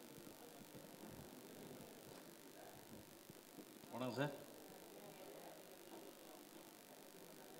இப்போ நம்ம பேசிகிட்டு இருக்கும்போது லாஸ்ட்டாக ஃபைனலாக சொல்லியிருந்தோம் இந்த சார்ட்டு பார்த்தீங்கன்னா என்ன சொல்லியிருந்தோம், பிரேக் அப்ளை பண்ணுறோம், செல்ஃப் பட்டன் அழுத்தி பிடிக்கிறோம் 17 என்ற வரைக்கும். அப்படி செய்யும் பொழுது கீழே வரக்கூடிய டைமண்ட் லைட்டு, அதாவது இக்னிஷன் கீழே வரக்கூடிய ஐஎஸ்டி கண்ட்ரோல் லைட் வந்து பிளிங்க் ஆகும். மெதுவாக எரிஞ்சால், அதாவது ஸ்லோவாக எரிஞ்சுன்னா 10. நல்லா மைண்ட் வச்சுக்கிங்க. அந்த லைட்டானது மெதுவாக எரிந்தால் 10, வேகமாக எரியும் பொழுது ஒரு வாட்டி எரியுதுன்னா அது 1 அப்படின்னு கணக்கு பண்ணிங்க. ஒரு வாட்டி வேகமாகவும் ஒரு 2 வாட்டி குறைவாகவும் எழுதுனா 12 அப்படிங்கிற மாதிரி. நான் இப்போ லைட் எரிய வச்சு காட்டுவோம். அதே மாதிரி இது வந்து கீழே வர BS4க்கும் இந்த ஹாலோபஸ் சென்சார் இந்த பிரச்சனைகளோ இல்லை பேட்டரி லோ ஆனாலோ இந்த லைட் எரியுதுன்னா இந்த மாதிரி ஃபால்ட் அட்டன் பண்ணணும். அதுக்கான சார்ட் இதில் கொடுத்துருக்குறோம். இந்த 23, 34, 31, 22 இதெல்லாம் வந்து பிளிங்க் கோட்ஸு. நல்லா அனுப்பிச்சிங்க. இது இப்போ ஒர்க் ஷாப்பில் வச்சுக்கிங்க. இந்த பிளிங்க் கோட்ஸை ஒர்க் ஷாப்பில் சேவ் பண்ணி வச்சுக்கிங்க. இதுக்கு பின்னாடி பார்த்தீங்கன்னா BS6 இருக்குது. அதை நம்ம என்ன சொல்லியிருந்தோம், நம்ம இப்போ ஏற்கனவே ஒரு துண்டு ஒயரை வச்சு ஃபால்ட் ரெக்டிஃபையர் பண்ணலாம் அப்படின்னு சொல்லியிருந்தோம். இது இப்போ டைனஸ்டி கப்ளர் அந்த கைடிண்ணா அந்த துண்டு ஒயருக்குண்ணா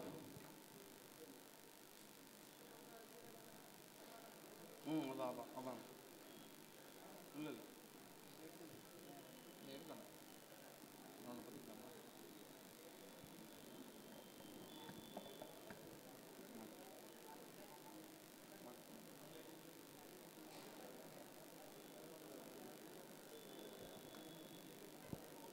இந்த டைனஸ்டி கப்ளரில் பார்த்தீங்கன்னா மொத்தம் 6 லைன் வரும். மொத்தம் எத்தனை லைன் வருது? 6 லைன். இப்போது ஒரு சின்ன துண்டு ஒயர் வச்சு நம்ம பார்க்கணும் அப்படின்ற சொல்கிறோம் இல்லைங்களா, அது வந்து என்னென்ன லைனுங்கிறத முதல்ல சொல்லிடுறேன். டெஸ்பின் லைன் அப்படின்னு சொல்லுவோம். அந்த டெஸ்பின் லைனுடைய கலர் என்னன்னு சொல்கிறேன், நோட் பண்ணி வச்சுக்கோங்க. கருப்பில் மஞ்சள், கருப்பில் மஞ்சள் டெஸ்பின் லைனு. பாடி எர்த்து பார்த்தீங்கன்னா இந்த வண்டி காமன் தான். கருப்பில் வெள்ளை, கருப்பில் வெள்ளை, கருப்பில் மஞ்சள்.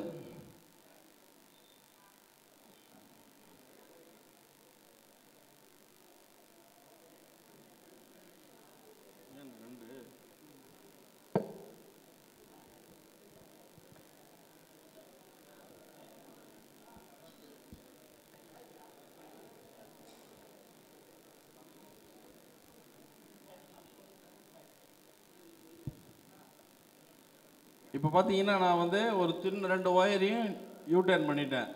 டஸ்ட்பின் லைனையும் பாடி எர்த்தையும் ஒன்றாக்கிட்டேன். அந்த கப்ளர் லைன் காட்டுங்க அவருக்கு.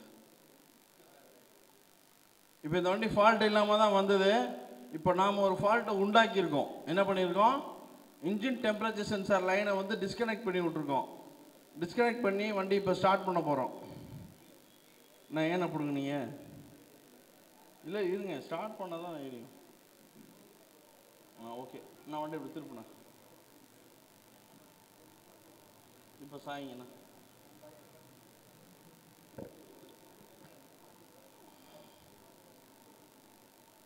ஐயா வாங்கய்யா.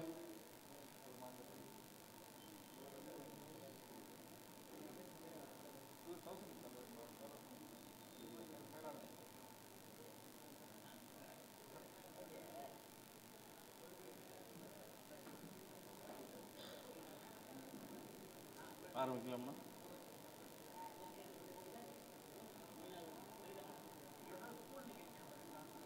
இப்போ லைட் பார்த்தீங்களா, நல்லா பாருங்க. Long 1, short 2. நல்லா பாருங்க. லாங்கு ஒரு வாட்டி எரியுதா, அடுத்த 2 வாட்டி மெதுவாக இல்லாமல் வேகமாக எரியுது பாருங்க. நல்லா பார்த்துக்குங்க. லாங்கு மெதுவாக ஒரு வாட்டியும், ஷார்ட்டு வேகமாக 2 வாட்டியும் டக்கு டக்குன்னு. இது கவுண்டிங் கரெக்டாக பண்ணணும். எப்பயுமே கவுண்டிங் தப்பாக விட்டிங்கன்னா ஃபால்ட்டு வேறு மாதிரி நீங்கள் மென்ஷன் பண்ணி சம்மந்தம் இல்லாத ஃபால்ட்டை பார்ப்பீங்க.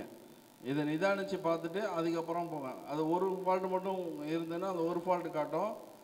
நிறைய ஃபால்ட் இருந்து இப்போ எலி கடிச்சிருக்குன்னு சொல்கிறோம் பார்த்தீங்களா, அந்த மாதிரி கடிக்கும்போது 2-3 ஃபால்ட்டு காட்டும். அது எல்லாமே இந்த ஒவ்வொரு லைனாக 1/1 எந்தெந்த ஸ்டோரேஜ் ஆகிருக்கோ அது காட்டும். நிதானமாக நிறுத்தி ஒரு வீடியோ எடுத்துக்கங்க. அதை அப்படியே ஃபுல் அண்ட் வீடியோ எடுத்து வச்சுக்கிட்டு அதுக்கப்புறம் கூட நீங்கள் ஃபால்ட் ரெடிஃபை பண்ணிவிட்டு நீங்கள் ரெடி பண்ணலாம்.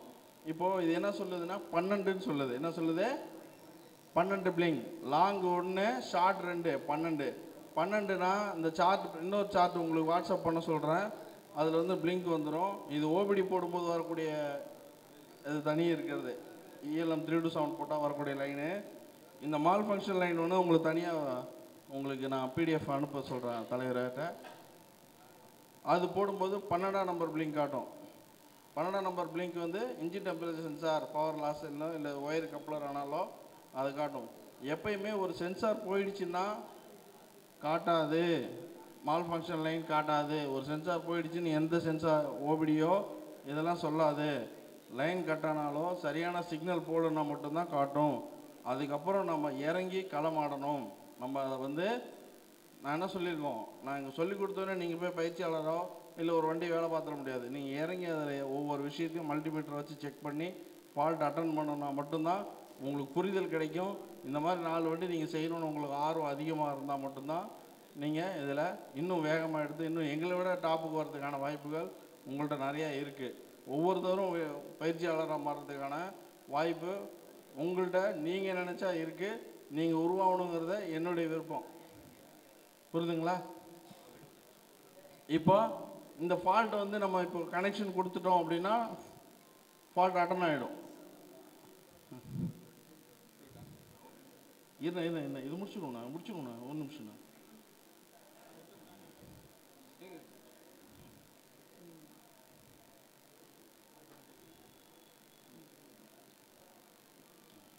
நான் உங்களுக்கு அந்த சார்ட்டு கொடுத்தீங்க இன்னும் ஈஸியாக தெரிஞ்சிடும்.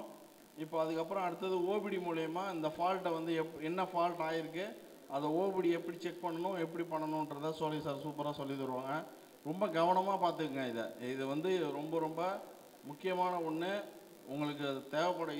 இதுக்கோசரம் தான் இம்மா நேரம் நான் உட்காந்துருந்தோம். ஆண்ட்ராய்டு மொபைல் வச்சுருக்க ஒவ்வொரு நண்பர்களுக்கும் வாழ்வாதாரம் வந்து அந்த மொபைல் தான். நீங்கள் யூஸ் பண்ணக்கூடிய இப்போ இவர் கற்றுத்தரக்கூடிய அந்த விஷயந்தான் ரொம்ப நுண்ணிப்பாக பார்த்து அதை கற்றுக்கிட்டு நாளைக்கு உங்களுக்கு ஒரு நாள் இந்த ஒரு ஓபிடி போட்டு ஃபால்ட்டு கிளியர் பண்ணால் ஒரு 500 ரூபா கன்ஃபார்ம்.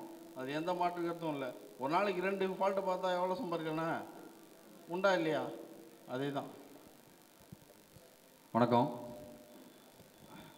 இப்போது மேனுவலாக வந்து எப்படி நம்ம வந்து அதாவது ஒரு ஓபிடி டூல் இல்லாத மேனுவலாக நம்ம வந்து எப்படி செக் பண்ணுறது அப்படின்னு சொல்லிட்டு நம்ம கௌசனா சொல்லியிருப்பாங்க. நீங்கள் நோட் பண்ணியிருப்பீங்க. இப்போது ஒரு கலர் ஷார்ட் ஒன்று கொடுத்துருப்போம். ஸோ இதில் எல்லோரும் கையில் இருக்குன்னு நினைக்கிறேன். இப்போ எக்ஸல் கண்ட்ரைடுக்கு உங்களுக்கு வந்து சொல்லியிருப்போம். அதில் எக்ஸல் கண்ட்ரைடு இருக்கா? அந்த ஷார்ட் எடுத்து கையில் வைங்க. முதல்ல இந்த மாதிரி நீங்கள் வந்து மேனுவலாக செக் பண்ணோம் அப்படின்னா அந்த கப்ளரில் என்னென்ன ஒயர் இருக்குது அப்படிங்கிறத நீங்கள் வந்து தெளிவாக புரிஞ்சுக்கணும். சரிங்களா? எடுத்தோடனே நீங்கள் வந்து அண்ணா சொன்னார் பிளாக்ல எல்லோ பிளாக்ல க்ரீனு, ஸோ இதை வந்து கனெக்ட் பண்ணுங்கள். பிளாக்ல ஒயிட்டையுமே பிளாக்ல எல்லோ 2 ஒயரும் கனெக்ட் பண்ணுங்கள் அப்படிங்கிறார். அப்போ பிளாக்ல எல்லோன்னா என்ன, பிளாக்ல ஒயிட்னா என்ன அப்படிங்கிறத நீங்கள் வந்து உள் வாங்கிக்கணும். ஸோ இது உள் வாங்கிட்டீங்க அப்படின்னா இந்த வண்டி இல்லை எந்த வண்டியாக இருந்தாலும் நம்ம வந்து ஈஸியாக சர்வீஸ் பண்ண முடியும். சரிங்களா? அப்போது இந்த வண்டிக்கு காமனாக என்னென்ன எர்த் எது அதாவது எர்த் எது மெயின் எது அப்படிங்கிறது நமக்கு வந்து காமனாக எல்லா வண்டிக்கும் ஓரளவுக்கு தெரியும். இப்போ டிவிஎஸ் பொறுத்த வரையிலும் எர்த் எதுங்கண்ணா, கிரவுண்ட் எதுங்கண்ணா, பிளாக் ஒயிட்டு எர்த்து. அப்போது இக்னிஷன் ரிட்டர்ன் மெயின் என்ன கலராக இருக்கும்? பிளாக். இக்னிஷனோட ரிட்டர்ன் மெயின் அடுத்து இக்னிஷனுக்கு அடுத்த மெயின் ஆரஞ்சு. சரிங்களா? அப்போது பேட்டரியோட டைரக்ட் மெயின் என்ன கலர் இருக்கும்? ரெட்டு. சூப்பர். இப்போ ஹீரோவுக்கு என்ன கலர் இருக்கும்? Earth green. Super super. இக்னிஷனோட ரிட்டர்ன் மெயின் என்ன கலராக இருக்கும்? பிளாக். இது எல்லாமே காமனாக நமக்கு தெரிஞ்ச கலர். அப்போது இதை நீங்கள் உள் வாங்கிட்டீங்கன்னா அப்படின்னாவே இந்த கப்ளரில் என்னென்ன வருது அப்படின்னு சொல்லிட்டு நம்ம வந்து ஈஸியாக உள் வாங்கிட முடியும். அப்போது இந்த எக்ஸலண்டரில் என்னென்ன கலர் இருக்குது அப்படின்னு சொல்லி பாருங்கள். சும்மா காமனாக என்னென்ன கலர் கொடுத்துருக்கோம் அதுக்கு தான் இந்த ஜெராக்ஸில் கலர் ஜெராக்ஸ் மட்டும் எடுத்துருப்போம். உங்களுக்கு ஈஸியாக இது வந்து ஒரு சாம்பிளுக்கு தான். நீங்கள் இதை வச்சு எல்லா வண்டியுமே ஈஸியாக கண்டுபிடிச்சிட முடியும். பிளாக்கில் ஒயிட் இருக்கா, அந்த கலரில் இந்த கப்ளரில் என்னென்ன கலர் இருக்கோ ஸோ அந்த கலப்பர்கள் வந்து இதில் இருக்கும். பிளாக்ல ஒயிட் இருக்கா? பிளாக்ல ஒயிட் வந்து என்ன கலருங்க? சாரி, என்ன கிரவுண்டு. அடுத்தது ஆரஞ்சில் ப்ளூ வருது. ஸோ அது என்னது? நமக்கு ஆரஞ்சு அப்படின்னாவே இக்னிஷனோட ரிட்டர்ன் மெயின் அப்படிங்கிறத நம்ம ஈஸியாக புரிஞ்சுக்க முடியும். இது இசியூலேருந்து ரிட்டர்ன் மெயின் சிக்னல் வரதுனால ஆரஞ்சில் ப்ளூ கலர் லைன் கொடுத்துருப்பாங்க. ஸோ இது வந்து இக்னிஷனோட ரிட்டர்ன் மெயின் அப்படிங்கிறத நம்ம ஈஸியாக புரிஞ்சுக்க முடியும். இதில் உங்களுக்கு ஏதாவது டவுட்ஸு அப்படின்னா இது எப்படி நோட் பண்ணலாம்? இதுதான் மெயினா அப்படின்னு நீங்கள் தெரிஞ்சுக்கணும் அப்படின்னா எப்படி நோட் பண்ணலாம்? மல்டிமீட்டரில் நோட் பண்ணலாம். மல்டிமீட்டர் ஒவ்வொரு டைம் சொல்லிக்கிட்டே இருக்கும், மல்டிமீட்டரை பயன்படுத்துங்க. அப்போது பிளாக்ல ஒயிட்டில் எர்த்தில் வச்சுட்டு பிளாக்ல மெயினில் மல்டிமீட்டர் ப்ளஸில் வச்சிங்க அப்படின்னா எத்தனை வோல்ட் காட்டும்? 5 வோல்ட் காட்டுமா? 12 வோல்ட் காட்டும். Super, 12 volt. ஏன்னா இக்னிஷனோட ரிட்டர்ன் மெயின் அதுக்கு வரணும். இப்போ இந்த டிவைஸ் ஒர்க் ஆகணும் அப்படின்னா அதுக்கு என்ன தேவை? ஒரு ப்ளஸ் மைனஸ் தேவை. இது வந்து 12 வோல்ட்டில் ஒர்க் ஆகக்கூடிய ஒரு டிவைஸ். அப்போது இந்த டிவைஸ் ஒர்க் ஆகணும் அப்படின்னா இதுக்கு ஒரு ப்ளஸ் மைனஸ் தேவை. ப்ளஸ் மைனஸ் இருந்தால் தான் ஒரு பொருள் ஒர்க் ஆகும். சரிங்களா? இப்போ இந்த வாட்ச் இருக்கணும் அப்படின்னா இதுக்கு ஒரு பேட்டரி லைன் இருக்கணும். பேட்டரி ஆல்ரெடி உள்ள இன்பில்டாக இருக்குது. சரிங்களா? அப்போ இதுக்கு ஒரு ப்ளஸ் மைனஸ் வேணும்னா அதில் ப்ளஸ் மைனஸ் நம்ம வந்து ஈஸியாக கண்டுபிடிச்சிட முடியும். சரிங்களா? அப்போது ப்ளஸ் மைனஸ் மட்டும் கொடுத்துட்டா இந்த டிவைஸ் வந்து ஒர்க் ஆயிருமா? இப்போது நீங்கள் எல்லாரும் வந்து வீட்டில் எல்லாரும் சாங்ஸ் எல்லாமே கேட்டிருப்பீங்க. எல்லாரும் வீட்டில் ஒரு டேப் ரெக்கார்டர் இல்லாத வீடே இருக்காது. பென்ட்ரைவ் யாரெல்லாம் யூஸ் பண்ண பென்ட்ரைவ் யார் யூஸ் பண்ணுறீங்க? இவ்வளோதான் யூஸ் பண்ணுறீங்களா? பென்ட்ரைவ் வந்து இவ்வளோதான் யூஸ் பண்ணுறீங்களா? அவ்வளோதானா? ஓகே, எல்லாரும் வச்சுருப்பாங்க ஆனால் சொல்ல மாட்டாங்க. ரைட்டு. அப்போது பென்ட்ரைவ் யோசிச்சு பார்த்துருக்கீங்களா? பென்ட்ரைவில் எத்தனாயிரம் பாட்டை ஸ்டோரேஜ் பண்ண முடியும்? அது இருக்கலாம், ஒரு 10,000 பாட்டு கூட ஸ்டோரேஜ் பண்ண முடியும். ஸோ அந்த பென்ட்ரைவோட மெமரி கெப்பாசிட்டியை பொறுத்து இருக்குது. அப்போது அந்த பென்ட்ரைவ் ஒர்க் ஆகணும்னா அதுக்கு ஒரு ப்ளஸ் மைனஸ் உள்ளே கொடுக்கணும். சரிங்களா? பென்ட்ரைவ் ஒர்க் ஆகிறதுக்கு 5 வோல்ட், அது நமக்கு கான்செப்ட் தேவையில்லை. பட் ஆனால் புரியணுங்கிறத சொல்கிறேன். 5 வோல்ட் பென்ட்ரைவுக்கு கரண்ட் கொடுத்துட்டீங்க அப்படின்னா உள்ளே இருக்கிற 10,000 பாட்டை எடுத்துகிட்டு வந்துட முடியும். எப்படி எடுத்துகிட்டு வர முடியும்? அந்த பென்ட்ரைவில் பார்த்தீங்கன்னா 4 பின்னு தான் இருக்கும். 4 பின்னு இருக்கும். கடைசியாக இருக்கிற 2 பின்னும் ப்ளஸ்ஸு மைனஸ் கரண்ட்டை கொடுத்துட்றீங்க.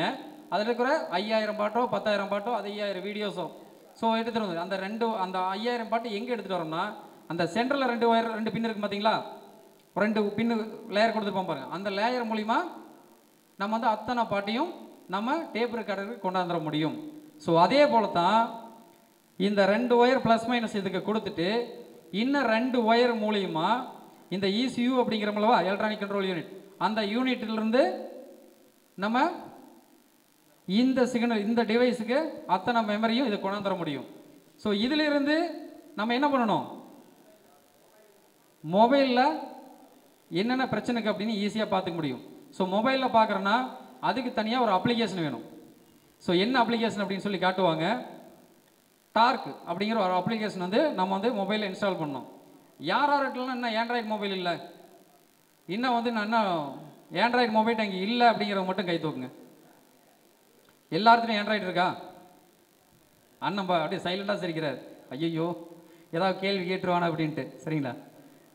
ஸோ யாரெல்லாம் இன்னும் ஆண்ட்ராய்டை வந்து சரியான முறையில் பயன்படுத்தாது இருக்கிறீங்களோ இமீடியட்டாக அடுத்த லெவலுக்கு அப்டேட் ஆகுங்க. சரிங்களா? மொபைல் ஃபோன் யூஸ் பண்ண வேண்டாம் அப்படின்னு சொல்லி பல டாக்டர் சொல்கிறாங்க.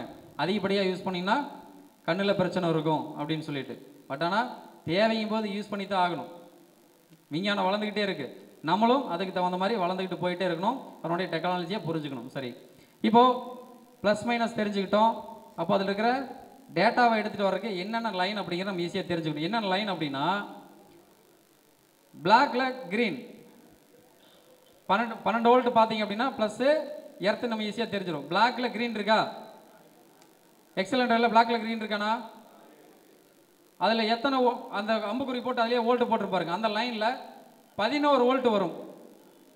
மல்டிமீட்டரில் வச்சு செக் பண்ணி பார்த்தீங்கன்னா 11 வோல்ட் வரும். 11 வோல்ட் இருந்ததுன்னா அது வந்து கே லைன்.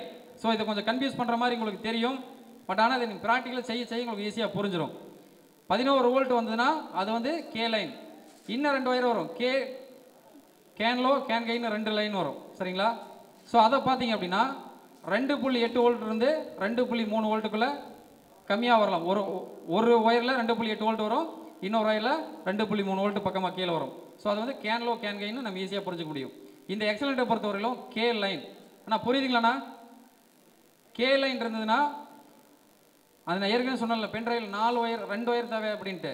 இவர் என்ன சொல்கிறாருன்னா 2 ஒயரே தேவையில்லை, ஒரே ஒயரில் உள்ள இருக்கிற மெமரியை நான் எடுத்துகிட்டு வந்துட முடியும் அப்படின்னு சொல்லுவார். மொத்தம் 3 ஒயர் இந்த டிவைஸில் இருந்து இந்த டிவைஸ் கொடுக்குற 3 ப்ளஸ் மைனஸு ஒரு கே லைன் இந்த ஒயர் கொடுத்துட்டீங்க அப்படின்னா இந்த டிவைஸ் ஆன் ஆயிரும். சரிங்களா? இந்த டிவைஸில் இருக்கிற ஆன் ஆயிடுச்சு அப்படின்னா இந்த டிவைஸ் வந்து நம்ம வந்து ஆன்லைனில் மார்க்கெட்டில் நிறைய கிடைக்குது. ஸோ 2 வேரியண்ட்டில் கிடைக்கும், ஒன்று ப்ளூடூத், ஒன்று ஒய்ஃபை. சரிங்களா? நம்ம வந்து பெரும்பாலும் யூஸ் பண்ணுறது வந்து ப்ளூடூத் தான் யூஸ் பண்ணணும். ஒய்ஃபை ஏன் யூஸ் பண்ண வேண்டாம்னா, நீங்கள் மொபைலில் ஒய்ஃபை கனெக்ட் பண்ணிங்க அப்படின்னா இன்டர்நெட் கட் ஆயிரும். ப்ளூடூத்தாக இருந்தால் இன்டர்நெட்டில் வந்து ஆன்லேயே இருக்கும். ஒய்ஃபை கனெக்ட் பண்ணிங்கன்னா உங்களுக்கு மொபைல் இருக்கிற டேட்டா வந்து நீங்கள் இன்டர்நெட் கட் ஆயிரும். ஸோ அதனால் எப்போ வாங்கினாலும் சரி ப்ளூடூத் மாடல் வாங்கிக்க.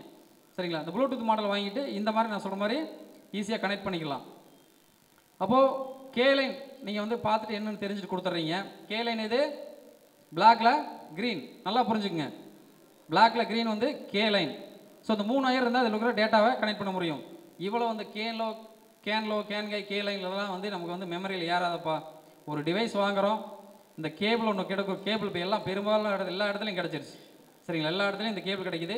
அதெல்லாம் நம்ம தெரிஞ்சிக்க முடியாது அப்படின்னா இந்த மாதிரி சிம்பிளாக ஒரு கேபிள் ஒன்று வாங்கிடுங்க. கேபிள் வாங்கிட்டு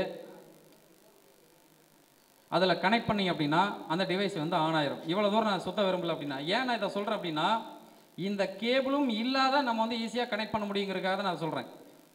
ஏன்னா இன்றைக்கி எக்ஸலண்ட் இருக்குது, நாளைக்கு இன்னொரு வண்டி புதுசாக ஒரு வண்டி வரலாம். ஒவ்வொரு வண்டிகளும் ஒரு கேபிள் நம்ம வாங்கிட்டே இருக்க முடியாது அல்லவா? இப்போ இந்த கான்செப்டை மட்டும் புரிஞ்சுக்கிட்டிங்கன்னா எந்த வண்டியாக இருந்தாலும் சும்மா துண்டு ஒயர் 4 ஒயர் இருந்தால் போதும், 4 ஒயர் இருந்தால் போதும், எத்தனை வண்டி வந்தாலும் சரி ஈஸியாக கனெக்ட் பண்ண முடியும்.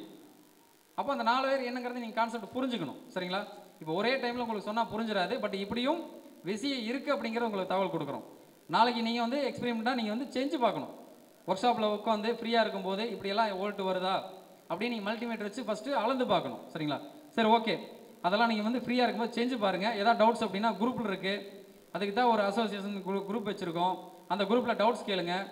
அதில் சீனியர் இருப்பாங்க, அதில் உங்களுக்கு டவுட்ஸ் கிளியர் பண்ணுவாங்க. சரிங்களா? அதுக்கும் மேலே முடியல அப்படின்னா நாங்கள் எங்களுக்கு தகவல் கொடுப்பாங்க, நாங்கள் கண்டிப்பாக உங்களுக்கு தகவல் கொடுப்போம். சரி, இப்போது இந்த டிவைஸ் வந்து ஆன் ஆயிடுச்சு. இது என்ன மாடலில் வாங்கியிருக்கோம்? ப்ளூடூத் மாடல் வாங்கியிருக்கோம். இந்த டிவைஸ் யாரெல்லாம் இப்போ யூஸ் பண்ணிகிட்டு இருக்கீங்க? ஏன்னா அது ரொம்ப நாள் ஆயிடுச்சு இது வாங்கி. இவ்வளோதானா? யார் யார் யூஸ் பண்ணலைங்க? இன்னும் அப்போ சூப்பர். அப்போ நிறைய நம்ம வந்து கற்றுக்க வேண்டியது இருக்குது. சரிங்களா? இந்த டிவைஸ் கிட்டத்தட்ட வந்து நம்ம இதை பற்றி பேசியே 2.5-3 வருஷம் ஆகுது. 3.5 வருஷமாக அதை பற்றி பேசிகிட்டு இருக்கோம். சரிங்களா? இப்போ இந்த டிவைஸ்லாம் ரொம்ப ஈஸியாக. இன்னும் இதுக்கு அடுத்த டிவைஸ் ஒன்று இருக்குது. சரிங்களா? இந்த கேபிளும் கூட தேவையில்லை, இந்த ப்ளூடூத் தேவையில்லை, இந்த ஆண்ட்ராய்டு மொபைலும் தேவையில்லை அப்படின்னு. ஸோ இந்த அடுத்த டிவைஸ் இதுக்கு வந்து மொபைல்லாம் தேவையில்லை, இந்த ப்ளூடூத் தேவையில்லை, ஒய்ஃபையும் தேவையில்லை, எதுவும் தேவையில்லை. அப்படியே டேரெக்டாக இன்பில்டாக அதில் குத்தினா இதுலேயே டிஸ்பிளே காட்டிடும். ஸோ என்னென்ன இருக்குது, என்னென்ன பிரச்சனை அப்படின்னு காட்டிடும். நம்ம அடுத்தது எப்படி செக் பண்ணலாம் எதையும் காட்டுறோம். சரிங்களா? இப்போது இதை பண்ணிட்டோம். ப்ளூடூத் மாடல் வாங்கியிருக்கோம். அந்த டார்க் அப்ளிகேஷன் அப்போ அண்ணா காட்டினார் பார்த்தீங்களா, அதை வந்து அப்ளிகேஷன் இன்ஸ்டால் பண்ணிக்கங்க. இதில் வந்து ப்ளே ஸ்டோரில் போய்ட்டு தான் இன்ஸ்டால் பண்ணணும். இன்ஸ்டால் பண்ணிங்கன்னா 2 வேரியண்ட்டில் கேட்கும். ஒன்று நார்மல் மாடல் ஒன்று கேட்கும், இன்னொன்று ப்ரோ வேரியண்ட்டில் கேட்கும். ப்ரோ வேரியண்ட்டில் வாங்கினீங்கன்னா 250 ரூபா சார்ஜ் பண்ண கேட்கும். சரிங்களா? 250 ரூபா சார்ஜ் கேட்கும். ஸோ 250 ரூபா சார்ஜ் பண்ணி இன்ஸ்டால் பண்ணிடலாமா? தேவையில்லை. எப்படி இன்ஸ்டால் பண்ணுவீங்க? நான் வச்சுருக்கேன், நீங்கள் இன்ஸ்டால் பண்ணணும். எப்படி பண்ணுவீங்க? எப்படி ஷேர் பண்ணுவீங்க? பக்கத்து கடைக்காரர் அவர் இருக்கிறாரு, நீங்கள் இருக்கீங்க. அப்போ பக்கத்து கடைக்காரர் உங்கள் நண்பராக இருந்தால் தான் நீங்கள் இன்ஸ்டால் பண்ண முடியும். அப்போ எந்தெந்த இடத்துல நம்ம பக்கத்து ஒர்க் ஷாப் வந்து கபாசிக்காக நண்பராக இருக்குன்னு பார்த்துங்க. ஒவ்வொரு சின்ன சின்ன விஷயத்தையும் இனிமேல் வருங்காலத்தில் பக்கத்தில் இருக்கக்கூடிய நண்பர் வந்து உற்ற நண்பராக தான் இருக்கணும், உற்ற எதிரியாக இருக்கக்கூடாது. சரிங்களா? நண்பராக ஒவ்வொரு விஷயத்தையும் பண்ணணும்னா கண்டிப்பாக நம்மளோட வாழ்வாதாரத்தை ஏதாவது ஒரு விஷயத்தில் வந்து உயர்த்திட்டே வர முடியும். சரிங்களா? ஸோ ஒவ்வொரு விஷயத்தையும் நம்ம நண்பர்களோட ஷேர் பண்ணிக்கணும். பக்கத்தில் இருக்கிற நண்பர் ஒர்க் ஷாப் வந்து நம்ம அந்த காலம் வேறு, இந்த காலம் வேறு, இப்படி இருந்தால் மட்டும்தான் நம்மளுடைய வாழ்வாதாரத்தை உயர்த்த முடியும். சரிங்களா? இப்போது டார்க் அப்ளிகேஷன் வந்து இன்ஸ்டால் பண்ணிட்டேன். 250 ரூபா சார்ஜ் வைக்கும், 250 ரூபா போட்டு நான் இன்ஸ்டால் பண்ணிட்டேன். ஆனால் எங்கிட்டருந்து நீங்கள் ஈஸியாக வாங்கிட முடியும், ஃப்ரீயாக வாங்கிட முடியும். சரிங்களா? எப்படின்னா வாட்ஸ்அப்லேயே ஷேர் பண்ணிக்கலாம்.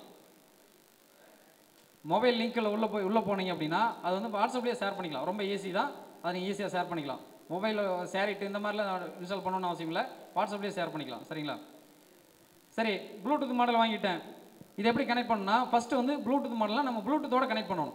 இந்த மொபைலையும் இந்த டிவைஸையும் ப்ளூடூத்தோட கனெக்ட் பண்ணணும்.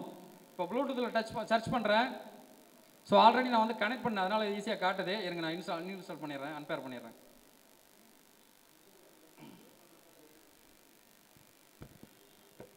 சட்டமன்ற உறுப்பினர்களுக்கு ஒரு சிஎஸ்ஐ ஸ்கூலில் ஆண்டு விழா நடக்குது. அதுக்காக நம்மக்கிட்ட ஒத்துழைப்பு கேட்குறாரு. அண்ணன் அனுப்பிக்கலாங்களா? சரி, ரொம்ப நன்றி. உங்கள் வருகைக்கு ரொம்ப நன்றி. சரி, ரொம்ப ரொம்ப தேங்க்ஸ்.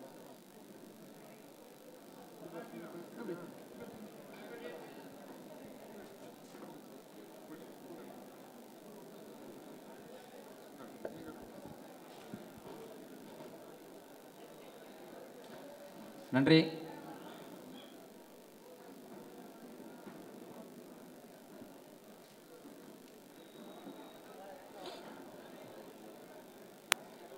நமக்காக நம்மளுடைய அழைப்பை ஏற்று நமக்காக வருகின்ற சட்டமன்ற உறுப்பினர் பிரபாகர ராஜா அவர்களுக்கு எங்களுடைய சார்பாகவும் எங்களது உறுப்பினர் சார்பாகவும் எங்களது தமிழ்நாடு இருசக்கர வாகன பழுது நீக்குவோர் தலைமையங்கத்தின் சார்பாகவும் மிகப்பெரிய நன்றிகளும் வாழ்த்துக்களையும் சொல்லி மீண்டும் பயிற்சியை தொடங்குவோம். ஸோ இப்போ பாருங்கள், ப்ளூடூத் மாடல் வாங்கியிருக்கேன்.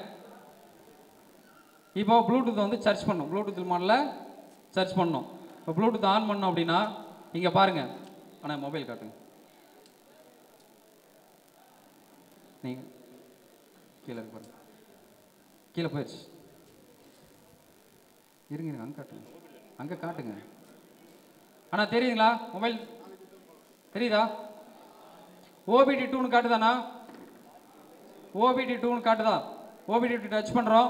இப்போ பாஸ்வேர்டு கேட்கும், டச் பண்ணுங்க. பாஸ்வேர்டு கேட்குங்கன்னா பாஸ்வேர்டு வந்து எல்லாத்துக்கும் காமன் தான்.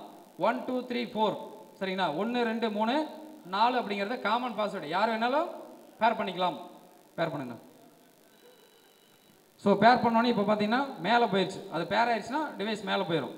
ஸோ இப்போ ஈஸியாக கனெக்ட் ஆயிடுச்சுங்கிறத நம்ம ஈஸியாக தெரிஞ்சுக்கலாம்.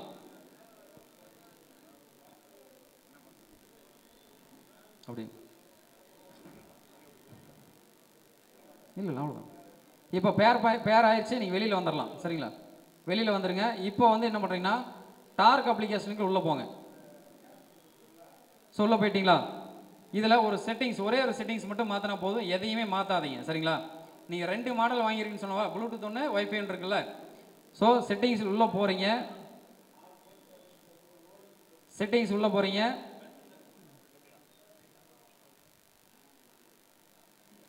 இங்கே பாருங்கள், இந்த கார்னரில் செட்டிங்ஸ் இருக்கும். செட்டிங்ஸ் உள்ளே போகிறீங்க. ஓபிடி அடாப்டர் செட்டிங் இங்கே இருக்குது பாருங்கள். உள்ளே போனீங்க அப்படின்னா கனெக்ஷன் டைப் இங்கே உள்ளே போனீங்க அப்படின்னா ப்ளூடூத்தா ஒய்ஃபையா யூஎஸ்பியான்னு கேட்கு. நம்ம வாங்கியிருக்குது என்ன மாடல்னா ப்ளூடூத். ப்ளூடூத்லாம் டிக் பண்ணியிருக்கு, எதுவும் பண்ண வேண்டாம், அப்படியே வெளியில் வந்துடுங்க. ஸோ இப்போ வெளியே வந்தாச்சு. இப்போ வெளியே வந்து உள்ளே போனீங்க அப்படின்னாவே இங்கே ஆட்டோமேட்டிக்காக கனெக்ட் ஆயிரும். ஸோ இங்கே பாரு, இங்கே ஜூம் பண்ணுங்கண்ணா. லைட்டு பிளிங்கிங் ஆகுதா? ஸோ இந்த மாதிரி லைட்டை வந்து விட்டு விட்டு விட்டு விட்டு எரிய ஆரம்பிச்சிருச்சு. எல்லா லைட்டுமே எரியுது அப்படின்னாவே இந்த இசியூலேருந்து இதுக்கு தகவல் வந்துருச்சு, இதிலிருந்து தகவல் இந்த மொபைலுக்கு வந்துருச்சு, மொபைலிருந்து தகவல் டார்க் அப்ளிகேஷனுக்கு வந்துருச்சு. மொபைலுக்கு தகவல் வரங்கிறது எப்படி? ப்ளூடூத்தில் கனெக்ட் பண்ணிட்டோம். ப்ளூடூத்லேருந்து டார்க் அப்ளிகேஷனுக்கு நம்ம கனெக்ட் பண்ணோம். இப்போ உங்களுக்கு ஒரு மெசேஜ் வருது, ஒரு மெசேஜ் வருது. எதுக்கு வருது? ஃபேஸ்புக்கில் வருதா, வாட்ஸ்அப்பில் வருதா, இன்ஸ்டாகிராமில் வருதா? ஸோ இதில் வருது, எதுக்கோ ஒன்றுக்கு தானே வருது. அப்போ நீங்கள் அந்த மொபைல் அப்ளிகேஷன் இன்ஸ்டால் பண்ணி வச்சுருக்கிறீங்களா? அதே போல் இந்த மொபைலிருந்து நமக்கு வந்து டார்க் அப்படிங்கிற அப்ளிகேஷனுக்கு தகவல் வரணும். புரியுதுங்களா? ஸோ டார்க் அப்ளிகேஷனை மீண்டும் உள்ளே போயிட்டோம்.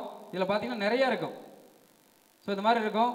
இதை வந்து ரியல் டைம் மீட்டர் அப்படின்னு சொல்லி உள்ளே போனீங்கன்னா இப்போ வண்டி எவ்வளோ ஸ்பீடில் போயிட்டுருக்கு, எவ்வளோ ஆர்பிஎம் ரன்னிங்கில் இருக்குது, த்ராட்டல் எவ்வளோ க்ளோஸ் கொடுத்துட்ருக்காங்க, சரிங்களா, எவ்வளோ க்ளோஸ் பண்ணுறாங்க அப்படின்னு எல்லாமே இதில் பார்க்க முடியும். எல்லா ஐட்டத்தையும் இதுலேயே நம்ம வந்து ஈஸியாக பார்த்துட முடியும். சரிங்களா? இப்போது த்ராட்டல் கொடுக்குறாரு பாருங்கள். அண்ணா அங்கே த்ராட்டல் கொடுக்குறாரு, இங்கே த்ராட்டல் ஏறுது பாருங்கள். தெரியுங்களா? ஸோ இதோட இது ஈஸியாக கனெக்ட் ஆயிடுச்சு. இது மாதிரி ஒவ்வொரு இப்போ இஓடி சென்சார் என்ன வேல்யூ எவ்வளோ இருக்குது, எவ்வளோ டெம்பரேச்சர் இருக்குது, ஓட்டு சென்சார்லேருந்து அவுட்புட் வோல்ட் எவ்வளோ வருது, மேத் சென்சார்லேருந்து எவ்வளோ கிலோ பாஸ்கல் எவ்வளோ கொடுத்துட்ருக்கு, எவ்வளோ சென்ஸ் பண்ணி கொடுத்துட்ருக்கு. ஸோ இந்த மாதிரி ஒவ்வொரு விஷயத்தையும் நீங்கள் வந்து இதுக்குள்ளே பார்க்க முடியும். ஃபஸ்ட்டு நீங்கள் இதுக்குள்ளே போய் பழகுனீங்க அப்படின்னா அடுத்தது ஒவ்வொரு ஸ்டெப்பாக உள்ளே போய் என்னென்ன வேல்யூ இருக்குது அப்படிங்கிறத ஈஸியாக லைவ் டேட்டா எடுத்துக்க முடியும். சரிங்களா? ஃபஸ்ட்டு நம்ம இந்த ஸ்டெப்பை முடிப்போம். சரிங்களா? இப்போ வெளியில் வர்றோம். இப்போ இந்த வண்டியில் ஃபால்ட் சிம்பிள் எரிஞ்சிக்கிட்டு இருக்கு. வண்டி ஸ்டார்ட் பண்ணாலும் ஃபால்ட் சிம்பிள் எரிஞ்சிக்கிட்டே இருக்கு. சரி, என்னன்னு பார்ப்போம். பாருங்க, ஃபால்ட் சிம்பிள் ஆஃப் ஆகவே இல்லை. அதான் MIL lamp, malfunction indication lamp. சரிங்களா? அதான் மில் லேம்ப்னு சொல்லுவாங்க. இல்லை இல்லை தெரியுதுண்ணா?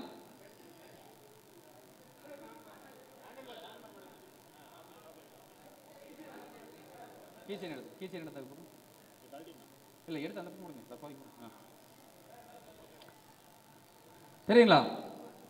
இப்போ ஸ்டார்ட் பண்ணாலும் அந்த வந்து லைட் எரிஞ்சிட்டு இருக்கு. கஸ்டமர் வருவார், எனக்கு இந்த லைட் எரிஞ்சிட்டு இருக்கு, ஆஃப் பண்ணி கொடுங்க அப்படிம்பார்.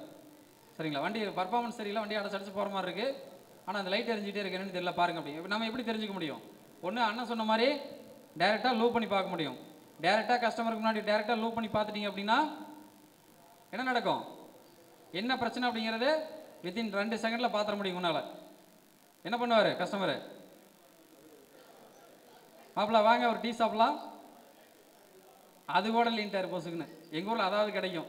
வாங்க மாப்பிள்ள ஒரு டீ சாப்பிடலாம் அப்படின்னு டீ ஒன்று வாங்கி கொடுத்துட்டு கரெக்டாக மாப்பிள்ள அப்படின்ட்டு மாப்பிள்ள ஒன்றுமே நீங்கள் செய்யலீங்களா, கப்பலர் ரூல்ஸ் டைப் பண்ணிங்க முடிஞ்சது, சிம்பிளாக முடிச்சுட்டு போயிடுவார். சரிங்களா? அப்போது நம்ம இப்படியே இவ்வளோ நாளாக உட்காந்துக்கிட்டு இவ்வளோ விஷயத்தை கற்றுக்கிட்டு எத்தனை அடி வாங்கி எத்தனை உத வாங்கி, என்னமோ காமெடி சொல்லுவாங்களே அந்த மாதிரி தான், அடி வாங்கி உத வாங்கி இந்த தொழிலெல்லாம் கற்றுக்கிட்டு இந்த அளவுக்கு வந்திருக்கோம்லவா.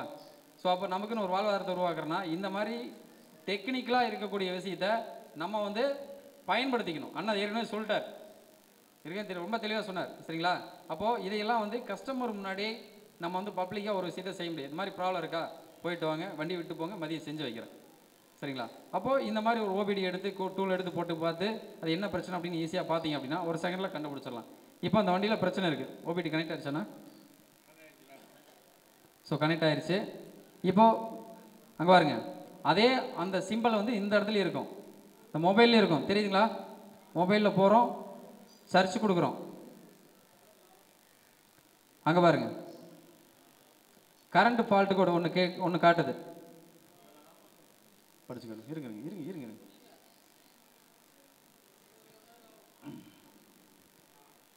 P1238 என்ன பிரச்சனைனா, P1238 அப்படிங்கிறது fuel pump secondary circuit fault அப்படின்னு சொல்லி கேட்டது. இப்போ என்ன பண்ணோம் அப்படின்னா ஃபியூல் பம்போட சர்க்கியூட் வந்து பிடுங்கி மாட்டணும்.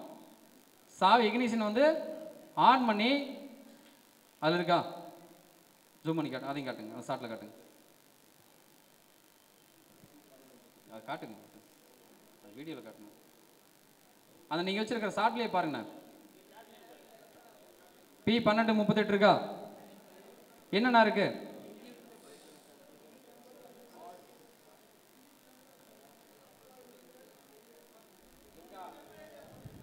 Engine temperature sensor. ஸோ ஆனால் இங்கே இதில் என்ன காட்டுது அப்படின்னா இதில் ஒரு சின்ன பிரச்சனைகள் இருக்குது. P1238னா ஃபியூல் பம்ப் செகண்டரி சர்க்கியூட்னு வருது. இது வந்து நமக்கு கொடுத்துருக்கூடியது டிவிஎஸ் கம்பெனி மூலமாக கொடுத்துருக்கூடிய ஷார்ட். சரிங்களா? ஆனால் இது வந்து நம்ம நெட்டில் எடுக்கக்கூடிய இன்டர்நெட்டில் எடுக்கக்கூடிய அந்த கோடு. ஆனால் இதுக்கு வேரியேஷன் இருக்குது. அது வந்து ஃபியூல் பம்புங்குது, இது வந்து இன்ஜின் ஆயில் டெம்பரேச்சருங்குது. அந்த வெள்ளை கலர் கப்ளர் என்ன கப்ளர்னா, வெள்ளை கலர் கப்ளர் தான் பிடிங்கி விட்டோம். என்ன கப்ளர் அது, வெள்ளை கலர் கப்ளர் இருக்குது பார்த்தீங்களா, அது என்ன கப்ளர் அது, engine oil temperature sensor. Engine oil temperature sensor தான் பிடிங்கி விட்டுட்டு நம்ம வண்டி ஸ்டார்ட் பண்ணணும், ஒரு ஃபால்ட்டை நம்மளே உருவாக்கணும். அப்போது இந்த ஷார்ட் கொடுத்துருக்கிறது கரெக்டான கம்ப்ளைண்ட்டு. ஆனால் இந்த இதில் ஓபிடியில் வந்து இன்டர்நெட்டில் காட்டுது பார்த்தீங்களா, இந்த மாதிரி ஒரு சில கோடெல்லாம் கரெக்டாக மேட்ச் ஆகும், இந்த மாதிரி ஒரு சில கோடை வந்து தப்பாக காட்டுது, பேர் மாறி வரும், கோடு காட்டும் பேர். இப்போ ஆன்லைன்ல போய் நீங்க ஃபேஸ்புக்ல போயிட்டு கூகுள் மேப்ல பாத்தீங்கன்னா கூகுள் இதுல பாத்தீங்கன்னா இந்த ஆக்சுவலா கரெக்ட்டா ஈஓடி சென்சாருடைய என்ன கோட் வருமோ அது தமிழ்ல கூட நீ ட்ரான்ஸ்லேட் பண்ணி வருங்க. இது வந்து ஒரு சில கோடு வந்து இப்படி டீப்பாக காட்டாது. அதுக்கு என்னென்னா பாருங்க, வெப் லாக்அப் இருக்குங்களா, உள்ளே போனீங்க அப்படின்னா டைரெக்டாக இன்டர்நெட்டுக்குள்ளே போயிடும். இப்படி இன்டர்நெட்டுக்குள்ளே போகும்.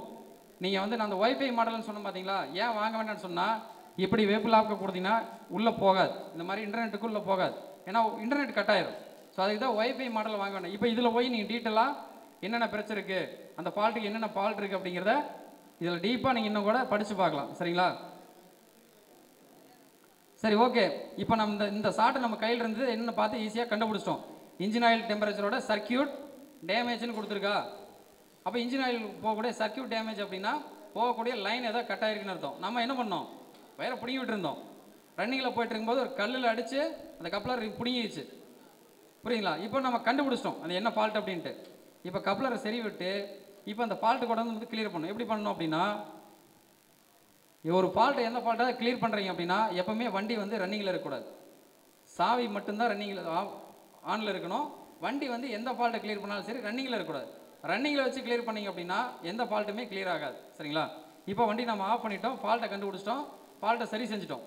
இப்போ என்ன பண்ணுறோம், இது அதே போல் தான். டார்க் அப்ளிகேஷன் உள்ளே போகிறீங்க, சர்ச்சு கொடுக்குறீங்க, இந்த ஃபால்ட்டு கோடு காட்டும். இந்த கார்னரில் பாருங்கள் 3 டாட் இருக்கா,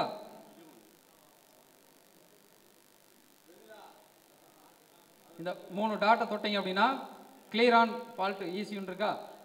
ஸோ உள்ளே தொட்டுட்டு ஓகே கொடுத்தீங்க அப்படின்னா இருக்கிற ஃபால்ட் வந்து அந்த மெமரியில் இருக்கிற மெமரியெல்லாம் டோட்டலாக கிளியர் பண்ணிடும். ரைட் ஆஃப் வண்டி சார்ஜ் பண்ணி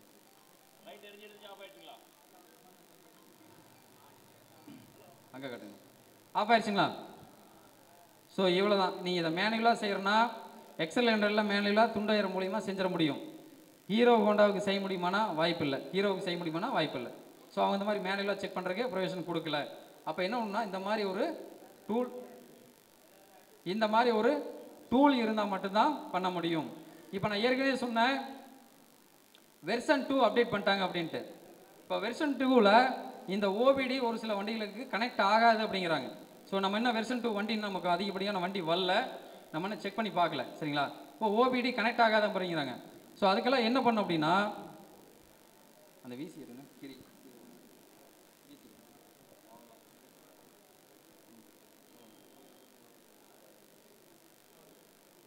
யாருமே யூஸ் பண்ணது இல்லையா? ஹீரோவில் கொடுக்கக்கூடிய விசிஐ டூல். சரிங்களா? ஹீரோ கம்பெனிலேயே கொடுக்கக்கூடிய விசிஐ டூல். ஸோ அண்ணா ஏற்கனவே போட்டாங்க, யார் கேட்டாங்க தெரியல. வண்டி ஸ்ப்ளெண்டரில் போயிட்டு கிளச்சு பிடிச்சா வண்டி அப்படியே ஆஃப் ஆயிடுது அப்படின்ட்டு, ஸ்லோ பண்ண ஆஃப் ஆகுதுன்ட்டு. ஸோ நம்ம இந்த மாதிரி எந்த ஒரு விஷயத்தை மேனுவலாக செஞ்சாலும் அந்த வண்டியில் நம்ம செய்ய முடியும், ஹீரோவில் ஸ்ப்ளெண்டரில் செய்ய முடியாது. அதுக்கு என்ன பண்ணணும்னா இந்த மாதிரி டூல் இருந்தால் மட்டும்தான் பண்ண முடியும். ஏன் அப்படின்னா இப்போ நான் அதுக்குண்டான ப்ராசஸிங் போயிட்டுருக்கு. நம்ம மேனுவலாக ஓபிடி இல்லாத மேனுவலாக வந்து டூலில் நம்ம அதை ரெடி பண்ண முடியுமா அப்படின்ட்டு நம்ம ஒரு டீமாக அதை வந்து ஒர்க் பண்ணிகிட்ருக்கோம். சரிங்களா? நானாட்டும், கௌசன் ஆட்டும், அரசூர் சிவானாட்டும், இங்கே இருக்கக்கூடிய கனகராஜ் சாராட்டும், ஆனந்த் சாராட்டும். ஸோ இந்த மாதிரி ஒரு டீமாக வேலை செஞ்சுட்ருக்காங்க. இதுக்கு பின்னாடி ஒரு டீம் வேலை செஞ்சுட்டே இருக்குது. இப்போ இந்த ஓபிடின்னு இவ்வளோ தூரம் சொல்கிறோம். ஓபிடி நம்ம வந்து அப்போ கொண்டு வரும்போது எவ்வளோ ரிஸ்க் எடுத்து தரீங்களா? ஒரு சின்ன சின்ன விஷயத்தையும் அந்த விஷயத்தை கண்டுபிடிச்சி இவ்வளோ தூரம் கொண்டு வந்து இன்றைக்கி வந்து ஓபிடிங்கிறது மிகப்பெரிய அளவுக்கு டெவலப் ஆயிடுச்சு. சரிங்களா? ஆனால் அது ஆரம்ப காலத்தில் நமக்கு வந்து மிகப்பெரிய சவாலாக இருந்தது. இன்றைக்கி ரொம்ப ஈஸியாகிடுச்சு. ஸோ இந்த மாதிரி ஒவ்வொரு விஷயத்தையும் செய்ய நமக்கு ஈஸியாகிடும். சரிங்களா? அதே போல் தான் இந்த விசியும் நம்மளே மேனுவலாக நம்மளே ரெடி பண்ண முடியுமா அப்படிங்கிற ஒரு R&Dயில் நம்ம ஒரு டீம் ரெடி ஆகிட்டுருக்கு. அந்த டீம் பார்த்துட்ருக்காங்க. ஸோ அந்த போல் எதுக்கு நான் சொல்ல வரேன்னா, இப்போ நம்ம கம்பெனியை ஒரு சில இடத்துல வந்து புறங்கூறிக்கிட்டே இருக்கோம். புரியுதுங்களா? ஓடா அப்படிங்கிற மாதிரி சொல்லுவோம். ஆனால் இனி வரக்கூடிய காலங்களில் கம்பெனியை சார்ந்து ஒரு சில விஷயங்களை செஞ்சு தான் ஆகணும். இப்போ நீங்கள் இந்த வண்டிக்கு எக்ஸலண்டருக்கு ஈஸியாக போயிடுச்சு அப்படின்னா மாற்றிட முடியும். ஸ்ப்ளெண்டருக்கு ECU போயிடுச்சுன்னா ஈஸியாக மாற்றிட முடியும். ஒரு மேஸ்ட்ரோவுக்கு லாக் செட்டு மாற்ற முடியுமா உங்களால்? மேஸ்ட்ரோவுக்கு மாற்றிட முடியும், மேஸ்ட்ரோ எட்ஜுக்கு மாற்ற முடியாது. ஏன்னா கம்பெனியில் வச்சுருக்கக்கூடிய அந்த கீ பேரிங் மிஷின் மூலியமாக தான் மாற்ற முடியும். நீங்கள் வண்டி கீ தொலைஞ்சிருச்சு அப்படின்னு கஸ்டமர் கூப்பிட்டு வந்து லாக்கு மாற்றுங்க அப்படின்னா மாற்ற முடியாது. ஏன்னா அதில் மெமரி சிப்புன்னு இருக்குது. ஸோ அந்த சிப்பையும் அந்த வண்டியில் இருக்கக்கூடிய டிசி யூனிட்டும் மேட்ச் பண்ணணும். ஸோ அது நம்மளால் பேனில் முடியுமா? வாய்ப்பே கிடையாது. அது கம்பெனியில் வச்சுருக்கக்கூடிய டூல் மூலிமா தான் முடியும். ஸோ அப்போது ஒரு சில விஷயங்கள் காரணத்துக்காக நம்ம கம்பெனியை சார்ந்து போகக்கூடிய சூழ்நிலை உருவாயிட்டிருக்கு. இன்னும் அதிகப்படியாக நான் ஏற்கனவே சொன்னது போல் கொரோனாவில் நிறைய நமக்கு ஆன்லைன் ட்ரைனிங் கொடுத்தாங்க. நிறையா விஷயம் இப்போ இந்த சாட்டில் எங்கேருந்து எடுத்துகிட்டு கேட்டிங்கன்னா கொரோனா பீரியடில் ஆன்லைனில் நமக்கு வந்து ட்ரைனிங் கொடுக்கும்போது ஒவ்வொரு விஷயத்தையும் நம்ம வந்து ஸ்க்ரீன்ஷாட் எடுத்து அதை நம்ம வந்து ஜெராக்ஸ் போட்டு எடுத்து வச்சதுனால இந்த விஷயம்லாம் நமக்கு கிடச்சிருக்கு. ஸோ எந்த கம்பெனியும் இந்த ஜெராக்ஸை வந்து யாரும் கொடுக்கல. கம்பெனியில் இருக்கிற டெக்னீஷியனுக்கு இதெல்லாம் தெரியாது. இப்படி ஒரு மேனுவலான ஒரு கோட் இருக்குது அப்படிங்கிறது எங்களுக்கு தெரியாது. சரிங்களா? கம்பெனியில் இருக்கிற டெக்னீஷியனுக்கே தெரியாது. அப்போது இந்த மாதிரி ஒரு சின்ன சின்ன விஷயத்தெல்லாம் நம்ம வந்து எடுத்து லீக் அவுட் பண்ணி நம்ம பண்ணுறதுனால இப்போ கம்பெனி அடுத்த லெவலுக்கு யோசிக்கிறாங்க. எல்லா விஷயம் வந்து BS6 வந்து எல்லா விஷயம் லீக் அவுட் ஆயிடுச்சு, நம்ம அடுத்த லெவலுக்கு கொண்டு போவோம் அப்படின்ட்டு வெர்ஷன் 2 மாடலை அப்டேட் பண்ணுறாங்க. நிறையா விஷயங்களை வந்து அப்டேட் பண்ணிகிட்டே இருக்காங்க. எதுவாக இருந்தாலும் நம்மளால் பண்ண முடியும் அப்படிங்கிற நம்பிக்கையில் நம்ம வந்து பயணம் செஞ்சிட்ருக்கோம். ஸோ அதுக்கு இத்தனை பேரும் வந்து சிறப்பான முறையில் ஒத்துழைப்பு கொடுத்துருக்கீங்க. இந்த OBD தொடர்பாக ஏதாவது டவுட்ஸ் இருந்து அப்படின்னா கேளுங்க. இன்னும் நிறையா இருக்குது, பட் காலம் ஆயிடுச்சு, ரொம்ப நேரம் ஆயிடுச்சுன்னு நினைக்கிறேன். நிறையா பேசுவோம், கண்டிப்பாக இருப்போம். இதுக்கெல்லாம் வந்து பார்த்திங்கன்னா உங்களுடைய வாட்ஸ்அப் குரூப், சரிங்களா, நம்மளுடைய சங்கம் சார்ந்து ஒரு வாட்ஸ்அப் குரூப் இருக்குதுன்னு நினைக்கிறேன்.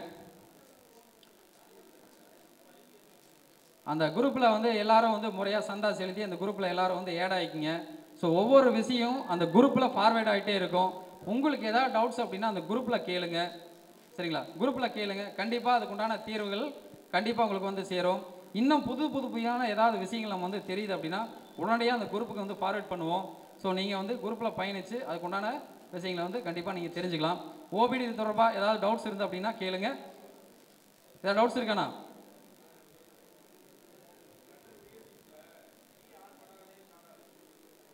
கீ ஆன் பண்ணாலே ஸ்டார்ட் ஆகுது அப்படின்னா ரெண்டே விஷயம்தான். செல்ஃப் சுவிட்ச் கம்ப்ளைண்ட், அதில் நிறையா வண்டிக்கு ப்ராப்ளம் ஆகுது.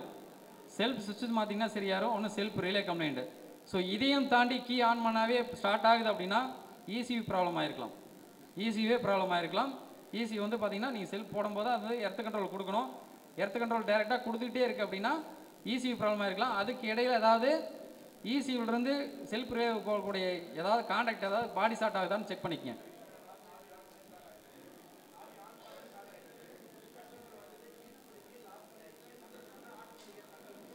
ஒரே ஒன்று செல்ஃப் சுவிட்ச் தான் ப்ராப்ளம் இருக்கும். செல்ஃப் சுவிட்சை மாற்றுங்க. அடுத்து இந்த லிவர் சுவிட்ச் ஒன்று மாற்றி விடுங்க. லிவர் இருக்கிற சுவிட்சை மாற்றினீங்கன்னா வண்டி ஸ்டார்ட் ஆயிடும். அது வந்து I3 ஆன் பண்ணி வச்சுருப்பார். சரிங்களா? I3 ஆன் பண்ணிவிட்டு எங்கே டிராஃபிக்கில் போயிட்டு நின்றுனதுக்கப்புறம் 3 செகண்ட் கழிச்சு வண்டி ஆஃப் ஆயிரும். கிளச்சு பிடிச்சா வண்டி ஸ்டார்ட் ஆகணும். அந்த வண்டி என்ன ஆகுதுன்னா அந்த லிவர் சுவிட்ச் இருக்குது பார்த்தீங்களா, இந்த லிவர் சுவிட்சை மட்டும் மாற்றினீங்க அப்படின்னா நீங்கள் சொல்கிற கம்ப்ளைண்ட் சரியாயிரும். சரிங்களா? அதில் சுவிட்ச் வந்து அப்டேட் பண்ணியிருப்பாங்க. பிளாக் கலர் சுவிட்ச், அந்த டிப்பு வந்து பிளாக் கலர் இருக்கும். இப்போ அப்டேட் பண்ணி ஒயிட்டில் கொடுத்துருப்பாங்க. அதை எடுத்துகிட்டு ஒயிட் போட்டிங்க அப்படின்னா அந்த ப்ராப்ளம் வந்து சரியாயிரும். சரிங்களா? லிவர் சுவிட்சை மட்டும் மாற்றுங்க, வேறு எதுவும் ப்ராப்ளம் இல்லை. வேறு டவுட் இருக்கணும்?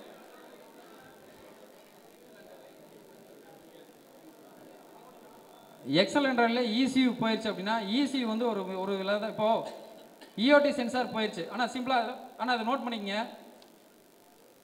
எக்ஸலண்டரில் EOT சென்சார் போயிடுச்சு, நீங்கள் கண்டுபிடிச்சி அந்த EOT சென்சார் மாற்றிட்டீங்க. வண்டி வந்து ஸ்டார்டிங் ட்ரபிள் இருக்குது. EOT சென்சார் தான் ப்ராப்ளம். EOT sensor மாற்றிட்டீங்க.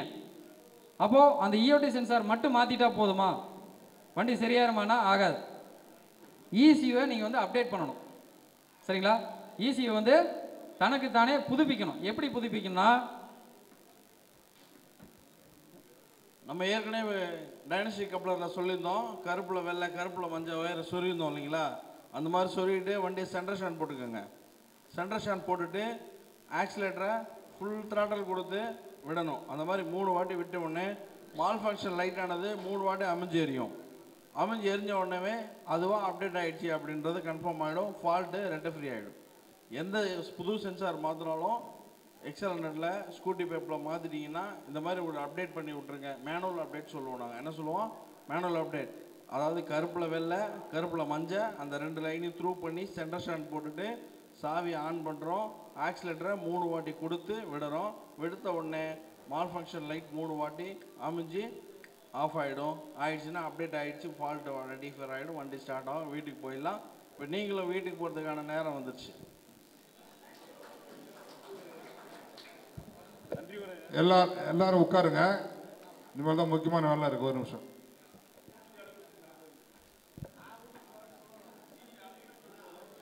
ஆனால் இங்கே பாருங்க, ஆனால் உங்கள் ஒர்க் ஷாப்பில் இருக்கக்கூடிய டூலில் மிக மிக முக்கியமான டூல் இதெல்லாம் காட்டுறேன், இதெல்லாம் வாங்கி வச்சுக்கோங்க. ஸோ இந்த ப்ரெஷர் கேஜ், சரிங்களா, இந்த O2 சென்சார் EOT சென்சார் கழட்டக்கூடிய அந்த ஜாக்கெட், ஸோ புரியுதுங்களா? இந்த ஜாக்கெட்லாம் ஒன்று வாங்கி வச்சுருங்க. இதுக்கு ஒரு டீ ராட் ஒன்று ரெடி பண்ணி வச்சுக்கோங்க. அதுக்கு முன்னாடி ஒரு மல்டிமீட்டரை வாங்குங்க. சரிங்களா? மல்டிமீட்டர் கையை தூக்கணும்னு நானே ஷாக் ஆகிட்டேன். மல்டிமீட்ரு அவசியம், ரொம்ப ரொம்ப அவசியம். மல்டிமீட்டர் வாங்கி யூஸ் பண்ண கற்றுக்குங்க. சரிங்களா? ஏற்கனவே சொன்னாம யூடியூப்னால நமக்கு நிறையா வாழ்வாதாரம் வந்து பிரச்சனை இருக்குன்ட்டு. ஸோ யூடியூப்பில் ஏகப்பட்ட விஷயங்கள் இருக்குது. மல்டிமீட்டரை பற்றி நிறையா சொல்லியிருக்காங்க. சரிங்களா? ஒவ்வொரு விஷயமா கற்றுக்குங்க. அது அங்கே பாருங்கள், அந்த ஓபிடி கனெக்ட் பண்ணுறதுக்கு இப்போ எனக்கு இந்த ஒயர் இருந்தால் போதும். எத்தனை வண்டி வந்தாலும் சரி, எத்தனை வண்டி வந்தாலும் இந்த ஒயர் மூலிமா நான் கனெக்ட் பண்ணிக்குவேன். சரிங்களா? ஸோ இதை பற்றி ஒன்றும் புரிதல் நான் புரிஞ்சு வச்சுருக்கோம். அவ்வளோதான். 5 ஒயர் இருந்தால் போதும், எந்த வண்டியாக இருந்தாலும் கனெக்ட் பண்ணிடலாம். சரி, இது அடுத்தது இங்கே பாருங்கள், லைன் டெஸ்டராக வச்சுருக்கீங்களாண்ணா? லைன் டெஸ்டர் இது என்னென்னு தெரியுங்களாண்ணா? இதுவும் லைன் டெஸ்டர் தான். சரிங்களா? சிம்பிளாக 2 ஒயரை போட்டு 2 குண்டூசி வச்சு சால்ட்ரிங் பண்ணி வச்சுருக்கிறோம். இதில் 2 எல்இடி பல்ப் இருக்குது. ஒரு பல்ப் எல்இடி பல்ப் எவ்வளோன்னு தெரியுங்களாண்ணா? ₹1 to ₹1.5 வரலாம். சரிங்களா? 2 பல்பு. இந்த எல்இடி பல்பில் ப்ளஸ் மைனஸ்ன்னு இருக்கும். ஒரு லென்த்து கம்பி வளர்த்தியாக இருக்கிறது ப்ளஸ்ஸு, குட்டையாக இருக்கிறது எர்த்து. அப்படியே இன்னொரு பல்ப் வாங்குறீங்க, அப்படியே திருப்பி வைக்கிறீங்க. புரியுதுங்களா? ப்ளஸ் மைனஸை திருப்பி வைக்கிறீங்க. அதில் ஒரே ஒரு ரெசிஸ்டர் 1K ரெசிஸ்டன்சர் அப்படின்னு கேட்டிங்கன்னா எலக்ட்ரானிக்ஸ் கடையில் எல்லா கடையிலும் கிடைக்கும். 1K ரெசிஸ்டன்சர் எவ்வளோனா இருக்கும்? 10 ரெசிஸ்டன்சர் சேர்ந்து ₹1. அவ்வளோதான். 3 விஷயம். ₹1, ₹1.5 மொத்தம் 3. இந்த ரெஜிஸ்டர் வந்து ₹1 வைங்க, ₹4. ₹4 நமக்கு ஒரு லைன் டெஸ்ட் ரெடி. வெறும் ₹4. சரிங்களா? இதை நீங்கள் இந்த லைன் டெஸ்ட் இருந்தது அப்படின்னா வண்டியில் ஏகப்பட்ட விஷயத்தை நீங்கள் வந்து கற்றுக்கலாம். பல்சர் காயில் சிக்னல் வருதான்னு பார்த்துட முடியும், ஃபியூல் பம்பில் சப்ளை வருதான்னு பார்க்க முடியும், ஐஏசி வால்வுக்கு சப்ளை வருதான்னு பார்க்க முடியும், த்ராட்டல், டிபிஎஸ் சென்சார். நீங்கள் முறுக்க இந்த பல்ப் வந்து பிரைட் ஆகிட்டே போகும். அப்போது டிபிஎஸ் சென்சார் கரெக்டாக வேலை செய்யணும்னு செஞ்சிட முடியும், இஓடி சென்சார் கரெக்டாக வேலை செய்யுதுன்னு பார்க்க முடியும், பேட்டரியிலிருந்து சப்ளை இக்னிஷனுக்கு லைன் சப்ளை வருதான்னு பார்க்க முடியும். இந்த ஒரு 3 விஷயம் உங்கள்கிட்ட கையில் நீங்கள் தெரிஞ்சு வச்சுருந்தீங்க அப்படின்னா ஏகப்பட்ட விஷயத்தை 150 போட்டு லைன் டெஸ்ட் வாங்கணும்ல. பட் வாங்கினீங்கன்னா இன்னும் சிறப்பு தான். பட் அதுவும் வாங்க முடியலனா இந்த மாதிரி ஒரு சின்னதாக ஒரு 3 பல்ப் வச்சு 2 பல்ப் வச்சு ஒரு ரெஜிஸ்டர் வச்சு சால்டரிங் பண்ணிங்கன்னா ஏகப்பட்ட விஷயத்தில். ரெண்டாவது, அந்த லைன் டெஸ்ட்டோட இதில் என்ன பெஸ்ட் அப்படின்னு கேட்டிங்கன்னா, குண்டூசி இருக்குது பார்த்தீங்களா? நீங்கள் லைவில் எந்த கப்ளரையும் பிடுங்க தேவையில்லை. அப்படியே பின்னாடி கப்ளரில் கொடுத்து இப்போ இன்ஜெக்டருக்கு சப்ளை வருதா இல்லையான்ட்டு அந்த பின்னாடி கப்ளர் இருக்குது பார்த்தீங்களா? அந்த பிளாஸ்டிக் ரப்பர் கொடுத்துருப்பாங்களா? பிளாஸ்டிக் ரப்பரில் பின்னாடி செருவினீங்க அப்படின்னா நீங்கள் கிராங்க் பண்ண இந்த பொழிச்சு இருந்ததுன்னா சப்ளை வருது, அப்போ வேறு ஏதோ பிரச்சனை இருக்குது அப்படின்னு நீங்கள் ஈஸியாக புரிஞ்சுக்கலாம். சரிங்களா? ஸோ இதை வந்து ஒன்று ரெடி பண்ணி வைங்க. இந்த மாதிரி சின்ன அப்டேட் நம்ம வந்து இருந்துகிட்டே இருந்தால் மட்டும்தான் நம்ம அடுத்த லெவலுக்கு போக முடியும். சரிங்களா? இவ்வளோ தூரம் பொறுமை காத்த அனைத்து உறவுகளுக்கும் எனது மனமார்ந்த நன்றி.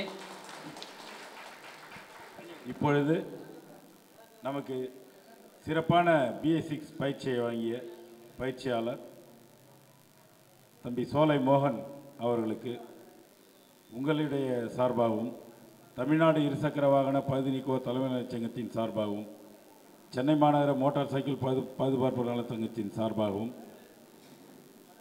பூந்தமல்லி, போரூர், குன்றத்தூர் கிளை சங்கங்களின் சார்பாகவும் மற்றும் திருவேற்காடு அனைத்து பகுதிகளின் சார்பாகவும் கௌரவிக்கப்படுகிறது. மாநில தலைவர் மதிப்பிற்குரிய அண்ணன் செல்வம், திருச்சி செல்வம் அவர்கள் சோலை மோகன் அவர்களுக்கு மலர் மாலை அணிவித்து கௌரவிப்பார். உடன் நமது கிளைச்சங்க நிர்வாகிகள் அனைவரும் கலந்து கொள்ளுமாறு அன்போடு கேட்டுக்கொள்கிறேன்.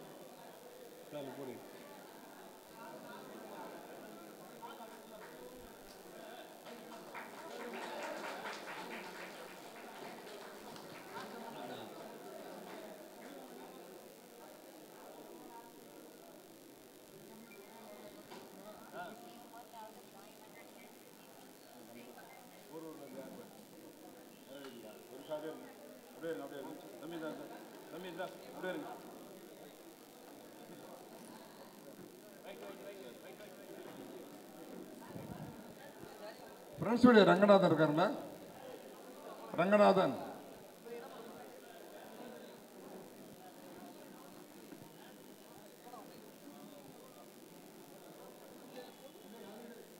ஹலோ, கொஞ்சம் அமைதியாக உட்காருங்கப்பா. காலையிலேருந்து கிளாஸ் எடுத்த ஒரு நன்றி சொல்ல வேண்டாமா?